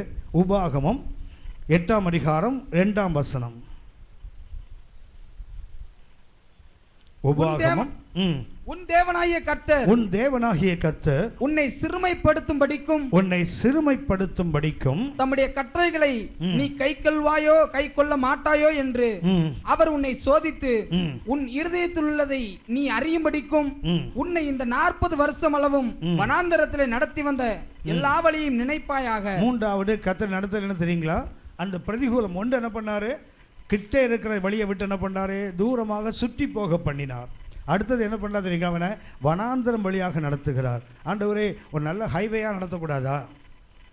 ஒரு நல்ல பார்வையில் நடத்தக்கூடாதா? கத்துறங்கிறத வனாந்தரம். அதுக்கு காரணம் என்ன தெரியுங்களா? உங்களையும் என்னையும், அது தமிழில் பார்த்தீங்கன்னா சோதிப்பதற்கு. எதற்காக வனாந்தரம் வழி நடத்துகிறார்? சோதிப்பதற்கு. ஆனால் அதுக்கு பயன்படுத்துகின்ற எபிரேய வார்த்தை நாஷா. நாஷா என்றால் உன்னை நிரூபிப்பதற்கு. கர்த்தர் நம்மை இப்படி நமக்கு புரியாத வழிகள் நடத்தும் போது நம்மை சோதிப்பதற்கல்ல, நம்மை நிரூபிப்பதற்கு. ஆதியாகமம் 22ஆம் அதிகாரம் 1ஆம் வசனத்தை பார்த்தீங்கன்னா, இந்த காரியங்கள் நடந்த பின்பு கர்த்தர் ஆபிரகாமை சோதித்தான் இருக்கும் தமிழில். அதிலும் இதே வார்த்தை தான் நாஷா. நாஷா இல்லை, டு ப்ரூவ், நிரூபித்தல் அர்த்தம். கர்த்தர் சோதித்தா யாராவது தாங்குவானா? எந்த மனிதன் கர்த்தர் சோதனை நிற்க முடியுமா? கர்த்தர் சோதிப்பதில்லை, நாம் நம்மை நிரூபிப்பதற்கு கர்த்தர் நமக்கு ஒரு வாய்ப்பை கொடுக்கிறார், ஒரு வாய்ப்பை உருவாக்கி தருகிறார். அப்படின்னா கர்த்தர் ஏன் இன்னைக்கு முரண்பட்ட இடங்கள், மாறுபட்ட இடங்கள் அப்போ காரணம் என்ன? இன் கான்ட்ரரி பிளேஸ். அந்த மேகஸ்தம்பம் அக்னி ஸ்தம்பம் எங்கே நடத்தினது? முரண்பட்ட இடங்களில். நம்ம மூளை கெட்டாரு, இப்படி போனால் கிட்ட போயிருக்கலாமே, ஏன் ஆண்டவர் சுற்றி போக பண்ணினா? கர்த்தருக்கு நோக்கம் உண்டு. யுத்தம் ஒரு நீ மனமணிஞ்சு போயிடுவேன். கவனித்துக் கொள்ளுங்கள். எந்த யுத்தத்தை கர்த்தர் தவிர்க்க விரும்பினாரோ அந்த யுத்தத்தை யாத்திராகமம் 17ஆம் அதிகாரத்தில் அமலேக்கியன் கொண்டு வருவான். கர்த்தர் எந்த யுத்தத்தை பார்த்து இவங்க பின்னாடி போயிடுவாங்கன்னு யோசித்து கர்த்தர் சுற்றி போக பண்ணினாரோ, ஆனால் அதே நேரத்தில் யாத்திராகமம் 17 ரெவிதீமில் அவர்களுக்கு தண்ணீர் இல்லாத போது 17:8 பார்த்தீங்கன்னு சொன்னால் அமலேக்கியன் வந்து ரெவிதீமிலே யுத்தம் பண்ணினான். கவனித்துக் கொள்ளுங்கள். அந்த யுத்தத்தில் தான் கர்த்தரோட தீர்மானம் பண்ணுவார், அமலேக்கியன் என்ற ஒரு இனம் பைபிளில் இருக்கக்கூடாது. வேதாகமத்தில் பார்த்தீங்கன்னா 1 சாமுவேல் 30ஆம் அதிகாரத்துக்கு பிறகு அமலேக்கியன் என்ற வார்த்தை பைபிளில் இருக்காது. அதுக்கு அப்புறம் பார்த்தீங்கன்னா ரூத்தின் புஸ்தகம், எஸ்தரின் புஸ்தகம் 3ஆம் அதிகாரத்தில் ஆகாகியனாகிய ஆமான்னு ஒருத்தன் இருப்பான். ஆகாக் என்பவன் யார் என்றால் அம்மோனிய அரச வம்சத்தை சார்ந்தவன். அவனுக்கு கூட என்ன வார்த்தை எழுதலை? அமலேக்கியன் என்று எழுதலை. எப்படி இருக்குது? ஆகாக் என்பது அந்த அரச வம்சத்தோட பேர். அந்த பேர் எழுதினான். அவனும் தூக்கில் போட்டு கொல்லப்பட்டான், அவன் பிள்ளைகளும் கொல்லப்பட்டார்கள். அதுக்கப்புறம் அமலேக்கியனுடைய அந்த நிழல் கூட பைபிளில் கிடையாது. காரணம் என்ன தெரியுங்களா? கர்த்தர் யுத்தத்தை பார்த்தா ஜனங்கள் பின்னிட்டு போயிடுவாங்க, தடுப்பதற்கு முயற்சி செய்தால் அந்த யுத்தத்தை திணித்தான் இல்லையா? ஒன்று தெரியுங்களா? அமலேக் என்ற பேருக்கு அர்த்தமே சண்டைக்காரன் தான் அர்த்தம். வார் லைக், யுத்த பிரியன் என்று தான் அர்த்தம். அமலேக்கைட் இந்த வார்த்தைக்கு அர்த்தம் என்ன? வார் லைக், யுத்தத்தை விரும்புகிறவன். கர்த்தர் அந்த சுற்றி, அதாவது ஒரு பிரதிகூலமான பாதையை கர்த்தர் நடத்துவதற்கு காரணம் என்ன? இவர்கள் யுத்தத்தை கண்டு மறுபடியும் எகிப்துக்கு ஓடிடக்கூடாது. ஆகவே தான் கர்த்தர் சுற்றி. அப்போ நமக்கு காரணம் புரியாது. இன்றைக்கு ஒருவேளை கர்த்தர் உங்களை என்ன நடத்துகின்ற ஆவிக்குரிய பயணத்தில் நமக்கு ரொம்ப சுற்றி போகிற மாதிரி இருக்கும். என்கிட்ட கேட்பாங்க. நான் சமீபத்தில் தமிழ்நாட்டில் ஒரு சபையில் கன்வென்ஷன் பேச போயிருந்தேன். ஆயிரக்கணக்கான மக்கள் இருக்கிற சபை. அவங்களுக்கு ஒரு பெரிய வேதாகம கல்லூரி இருக்குது. அந்த வேதாகம கல்லூரியில் டீச் பண்ணக்கூடிய ஃபேக்கல்ட்டிஸ் எல்லாம் இந்த சபையினுடைய பாஸ்டருக்கு, அவரும் டீச் பண்ணுறவர் தான். அந்த சபையின் போதகரும் அந்த சபையினுடைய பைபிள் காலேஜோட டீன் அவர் தான். அங்கே டீச் பண்ணவங்கெல்லாம் அந்த சபையில் அவருக்கு உடன் ஊழியர்கள், அது அசிஸ்டன்ட் பாஸ்டர், அசோசியேட் பாஸ்டர்ஸ். நான் அங்கே 3 நாள் டீச் பண்ணும்போது அந்த அசோசியேட் பாஸ்டர்ஸ்லாம் வந்து கேட்டாங்க, ஏற்கனவே பைபிள் டீச்சர்ஸ். அவனு கேட்டாங்க, ஐயா இவ்வளவு சரக்கை வச்சுட்டு நீங்கள் எப்படி ஐயா வெளியே தெரியாமல் இருக்கீங்க? உங்களை யாருக்குமே தெரியலையே. நான் சொன்னேன், யாருக்கு ஏன் தெரியணும்? ஏன் தெரியணும்? ஒன்றை கவனித்துக் கொள்ளுங்கள். கர்த்தர் ஒரு சிலரை உயர்த்தி பயன்படுத்துகிறார், ஒரு சிலரை அட்ரஸ் இல்லாமல் பயன்படுத்துவார். ஏன் தெரியுங்களா? ஒரு சிலரை எவ்வளோ உயர்த்தினாலும் அவனுக்கு தலை பெருசாகாது, ஒழுங்காக நின்று செயல்படுவாங்க. ஒரு சிலரை கொஞ்சம் மேலே தூக்கினாலும் தலை தாங்காது, பெருசாகிடும், செத்து போயிடும். கர்த்தர் ஏன் என்னை தூக்கலை? எனக்கு தலை பெருசாகிடும் போல, அந்த கர்த்தர் மறைச்சி வச்சுருக்காரு. ஏன் கர்த்தர் சிலர் உயர்த்துகிறார்? எவ்வளோ மேலே போனாலும் அவங்க என்ன செய்ய மாட்டாங்க, விட மாட்டாங்க. எனக்கு ஒன்று தெரியும், நான் பரலோகம் வரணுங்கிறதுல என்னை விட ஆண்டவருக்கு ரொம்ப அக்கறை. ஆனால் தான் என்ன பண்ணுறாரு, யாருக்கும் தெரியாமல் அண்டர் கிரவுண்டில் வச்சுருக்காரு.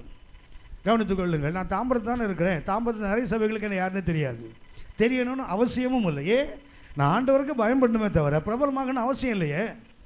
ஆண்டவர் இயேசுவுக்கு சொன்னாங்க, பிரபலமாக விரும்புகிற எவனும், ஏன் நீ நாசரேத்தில் இருக்கிற, நீ எருசலேம் போகணுமே? ஆண்டவர் சொல்கிறார், ஓ வேலை எப்போ இருக்குடா, என் வேலை இன்னும் வரல. தேவன் எல்லாருக்கும் ஒரு வேலை வச்சுருக்காருல்ல. ராத்திரி கவனித்துக் கொள்ளுங்கள். ஒரு வேளை கர்த்தர் உங்களை இன்னைக்கு எனக்கு ஒரு வேளை நம்ம நினைப்போம், இப்படி போனால் நல்லா இருந்திருக்குமே, கர்த்தர் ஏன் சுற்றி போக கொண்டு வரா? God has got a purpose. அந்த மேகஸ்தம்பம் அப்படி நடத்துதுன்னா கர்த்தனை தெரியுங்களா? அந்த சுக்கோத்துக்கும் அந்த ஏத்தாவுக்கும் இடைப்பட்ட அனுபவம் மிக மிக மேன்மையானது. அங்கே தொடங்கினது, அந்த 40 ஆண்டுகளும் அது தொடர்ந்து வந்தது. அதுக்கு காரணம் என்ன தெரியுங்களா? அவர்கள் சுக்கோத்தை விட்டார்கள். அப்படின்னா நமக்கு புரியாத பாடை. ஏன் ஆண்டவர் வனாந்தரம் நடத்துறீங்க? இந்த வனாந்தரம் எப்படிப்பட்ட நாள்? அது கொள்ளிவாய் சர்ப்பங்கள் இருக்கிற நேரம், கொடிய விலங்குகள் இருக்கிற நேரம், தேள் இருக்கிற தேசம், தண்ணீர் இல்லாத தேசம், விதைக்கப்படாத தேசம், ஆள் நடமாட முடியாதது ஒருவனும். இதெல்லாம் வனாந்தரத்தின் அனுபவங்கள். அது ஏன் ஆண்டவர் நடத்துறீங்க? அது ஒன்று நன்மைக்குத்தான். எதற்கு? உன்னை சோதிப்பதற்கல்ல, நம்மை நிரூபிப்பதற்கு கர்த்தர் நமக்கு ஒரு வாய்ப்பை கொடுத்திருக்கிறாகவே. அந்த எந்த ஒரு முரண்பட்ட இடத்துல இருந்தால் மனித மூளைக்கு புரியாது, ஆனால் கர்த்தருக்கு ஒரு நோக்கம் உண்டு. ஆமென். சரி, இன்னும் 4 இருக்குது. அவுட்லைனாக சொல்லிட்டு முடிச்சிடறேன், சரியா? முகத்தை பார்த்தா ஒரு மாதிரி இருக்குது, முகம்லாம் ஒரு மாதிரி மாறுது, சரியா? ஓ டைம் ஆயிடுச்சோ? அது எப்படி உள்ளே அலாரம் வச்சுருக்கீங்களா? உள்ளே அலாரம் இருக்குதுன்னு நினைக்கிறேன். அதான் வந்து நேரம் ஆன உடனே முகம்லாம் ஒரு மாறுதுங்களா? உங்களுக்கு தெரியும் தானே, இந்த வெள்ளிக்கிழமை சாயங்காலம் கடைசி பீரியடில் பசங்களை பார்த்துருக்கீங்களா? ஹலோ, 3 மணி 4 மணி ஒரு பீரியட் இருக்குன்னு தெரியுங்களா? என்ன பண்ணுவான் தெரியுங்களா? அந்த 3 மணி பீரியட் ஆரம்பிக்கும் போது வாத்தியார் வந்தோடனே உள்ளே நையா உள்ளே சத்தமாக வரும். அப்புறம் வாத்தியார் எடுக்க ஆரம்பிச்சு 3:30 மணி ஆனோன்னு பார்த்துருக்கீங்களா? பசங்க மெதுவாக நோட்டெல்லாம் மூடுவோம். அப்படி இப்போ நீங்கள் பைபிள்லாம் மூடுறீங்களா? அது மாதிரி அதுக்கு அத்தனை சிம்பாலிக்காக முடிச்சு தொலையா பாவின்னு அர்த்தம். அவன் அப்படி மூடுவான், அப்புறம் நோட் எடுத்து வைப்பான் மேலே. அப்புறம் என்ன எல்லாம் புக்கு தள்ளுவான் தெரியுங்களா? எதுக்கு அர்த்தம்? முடிச்சு தொலைடான்னு. அவனுக்கு அப்போ ஒன்றும் புரியாது. இந்த காது இருக்குது தெரியுங்களா? அந்த எலி காது மாதிரி அப்படி தூக்கிட்டு நிற்கும். எதுக்குன்னா அந்த பெல் எப்படா அடிப்பான். உங்கள் மனசுக்கும் அப்படி தானே இருக்கா? நாங்களாம் ஐயோ பாவம், எங்களை போய் இப்படி அநியாயமாக அபாண்டமாக பழி சுமத்துறீங்களே எங்களை. சரி, என்ன 4 இருக்குது. அந்த கருத்தை மாதிரி சொல்லி நான் கடித்து முடிக்கிறேன். 4ஆவதாக சங்கீதம் 78, 52, 53 வாசிங்க. சங்கீதம் 78, 52, 53. தம்முடைய ஜனங்களை ஆடுகளை போல் புறப்பட பண்ணி அவர்களை வனாந்தரத்திலே மந்தையை போல் கூட்டிக் கொண்டு போய் அவர்கள் பயப்படாதபடிக்கு அவர்களை பத்திரமாய் வழி நடத்தினார். அவர்கள் சத்துருக்களை கடல் மூடி போட்டது. எப்படி கர்த்தர் நடத்துகிறார்? ஒரு மேய்ப்பன் தன் மந்தையை நடத்துவது போல. அப்படின்னா இதுக்கு தலைப்பு என்ன தெரியுங்களா? லாங் சஃபரிங், நீடிய பொறுமையோடு கர்த்தர் நடத்துகிறார். அந்த மேகஸ்தம்பம் அவங்க எப்படி நடத்திருக்குது? அது மேகம்தான், அது அக்னி ஸ்தம்பம் தான். ஆனால் எப்படி நடத்துன்னு ஆவியானவர் சொல்கிறாரு? ஒரு மேய்ப்பன் தன் மந்தையை எப்படி வனாந்தரத்தில் நடத்துவானோ அப்படியே நீங்கள் என்ன பண்ணீங்க? அவங்கள பயப்படாதபடிக்கு பத்திரமா நடத்துனீங்கன்னு சொல்கிறாங்கல்ல. அப்படியா? நான் தேவன் மேகஸ்தம்பம் தான், கர்த்தர் அக்னி ஸ்தம்பம் தான். ஆனால் வேதம் சொல்கிற வார்த்தை என்ன? எப்படி நடத்தினாரா? ஒரு மேய்ப்பன் எப்படி பத்திரமா நடத்துவாரோ, எதிரிகள் வரும்போது அவனை கடலை போட்டு மூடி போட்டார்ல, அப்படின்னா அவர்கிட்ட என்ன இருந்தது? ஒரு நீடிய பொறுமை. உபாகமம் 1ஆம் அதிகாரம் 31ஆம் வசனம் வாசிங்க. Deuteronomy chapter 1 and verse 31. ஒரு மனிதன் தன் பிள்ளையை சுமந்து கொண்டு போவது போல. அடுத்த நீடிய பொறுமையை பாருங்க. ஒரு மனிதன் தன் பிள்ளையை எப்படி சுமந்து கொண்டு போவானோ, ஒரு தகப்பனை போல, like a father, as a father. தேவன் மேகஸ்தம்பம் தான், அக்னி ஸ்தம்பம் தான். ஆனால் எப்படி நடத்தினார் கர்த்தர் சொல்லுகிறார்? ஒரு தகப்பன் பிள்ளையை சுமந்தேனே. உபாகமம் 32ஆம் அதிகாரம், உபாகமம் 32ஆம் அதிகாரம் 11, 12 வசனங்களை வாசிங்க. பசுவின் வெண்ணெயையும் இது ஒன்றும் இல்லை, அவருக்கு பசி வந்துட்டு பசுவின் வெண்ணெய்க்கு போயிட்டான் பாருங்களேன். கழுகு தன் கூட்டை கலைத்து தன் குஞ்சுகளின் மேல் அசைவாடி விரித்து எடுத்து போவது போல கர்த்தர் எப்படி மேகஸ்தம்பம் அக்னி ஸ்தம்பம் அவனை போட்டிருக்கு. ஒரு தாய் பறவை எப்படி குஞ்சுகளை பயிற்றுவிக்குமோ பறக்க பழக்க வைக்குமோ அப்படியே நான் ஒன்று நடத்தினேன். அப்படியான தேவன் எப்படி நடத்துகிறார்? நான்காவது, லாங் சஃபரிங், நீடிய பொறுமையோடு, ஒரு மேய்ப்பனை போல, ஒரு தகப்பனை போல, ஒரு தாயை போல. கர்த்தர் சொல்லுவார், நீங்கள் என்ன பண்ணுவீங்க? நீங்கள் முழங்கால்கள் வைத்து என்ன செய்வீங்க? தாளாட்டப்படுவீர்கள். தாளாட்டினா தொட்டில் போட்டு தான் தாளாட்டணும். ஆனால் கர்த்தர் என்ன செய்வாரோ? முழங்கால போட்டு தாளாட்டுவாராம். தொட்டில் போட்டு தாளாட்டினா கை கால் வலிக்காது. முழங்கால போட்டு தாளாட்டினா ஹலோ குழந்தைக்கு ஜாலியாக இருக்கும், ஆனால் அம்மாவுக்கு தானே தெரியும் வலி. காலில் போட்டு தாளாட்டினீங்கன்னா ரொம்ப கஷ்டமான வேலை. உங்களுக்கு தெரியுமே, பிள்ளைங்களை இந்த அம்மா அந்த ராத்திரி தூங்காதுறீங்களா? பிள்ளைங்கள்லாம் தூங்குமா? அது தூங்காது. 11 மணி 12 மணிக்கும் பார்த்தீங்கன்னா அப்படியே முழிச்சு உட்காந்து இதை இழுத்துக்கு உடைக்கும், அதை இழுத்து போடும். நம்ம என்ன பண்ண தெரியுங்களா? தூக்கி என்ன பண்ணும்? குழந்தைய போட்டு தோளில் போட்டு என்ன பண்ணும்? முதுகில் தட்டும் தெரியுங்களா? அது தூங்காது. அப்புறம் என்ன பண்ணுவாங்க தெரியுங்களா? கீழே உட்காந்து மடியில் குழந்தைய போட்டு நம்ம என்ன பண்ண தெரியுங்களா? ஒரு அம்மா அந்த காடை இப்படி பண்ணும். இந்த காடை இப்படி பண்ணால் என்னமோ குழந்தை தூங்கிடுமா. என்ன பண்ணுவாங்கன்னா அந்த காதுக்குள்ளே அப்படியே கையை விடுவாங்க. தூங்கிடுச்சு. யாருன்னா அம்மா தூங்கிடுச்சு, குழந்தை தூங்கலை.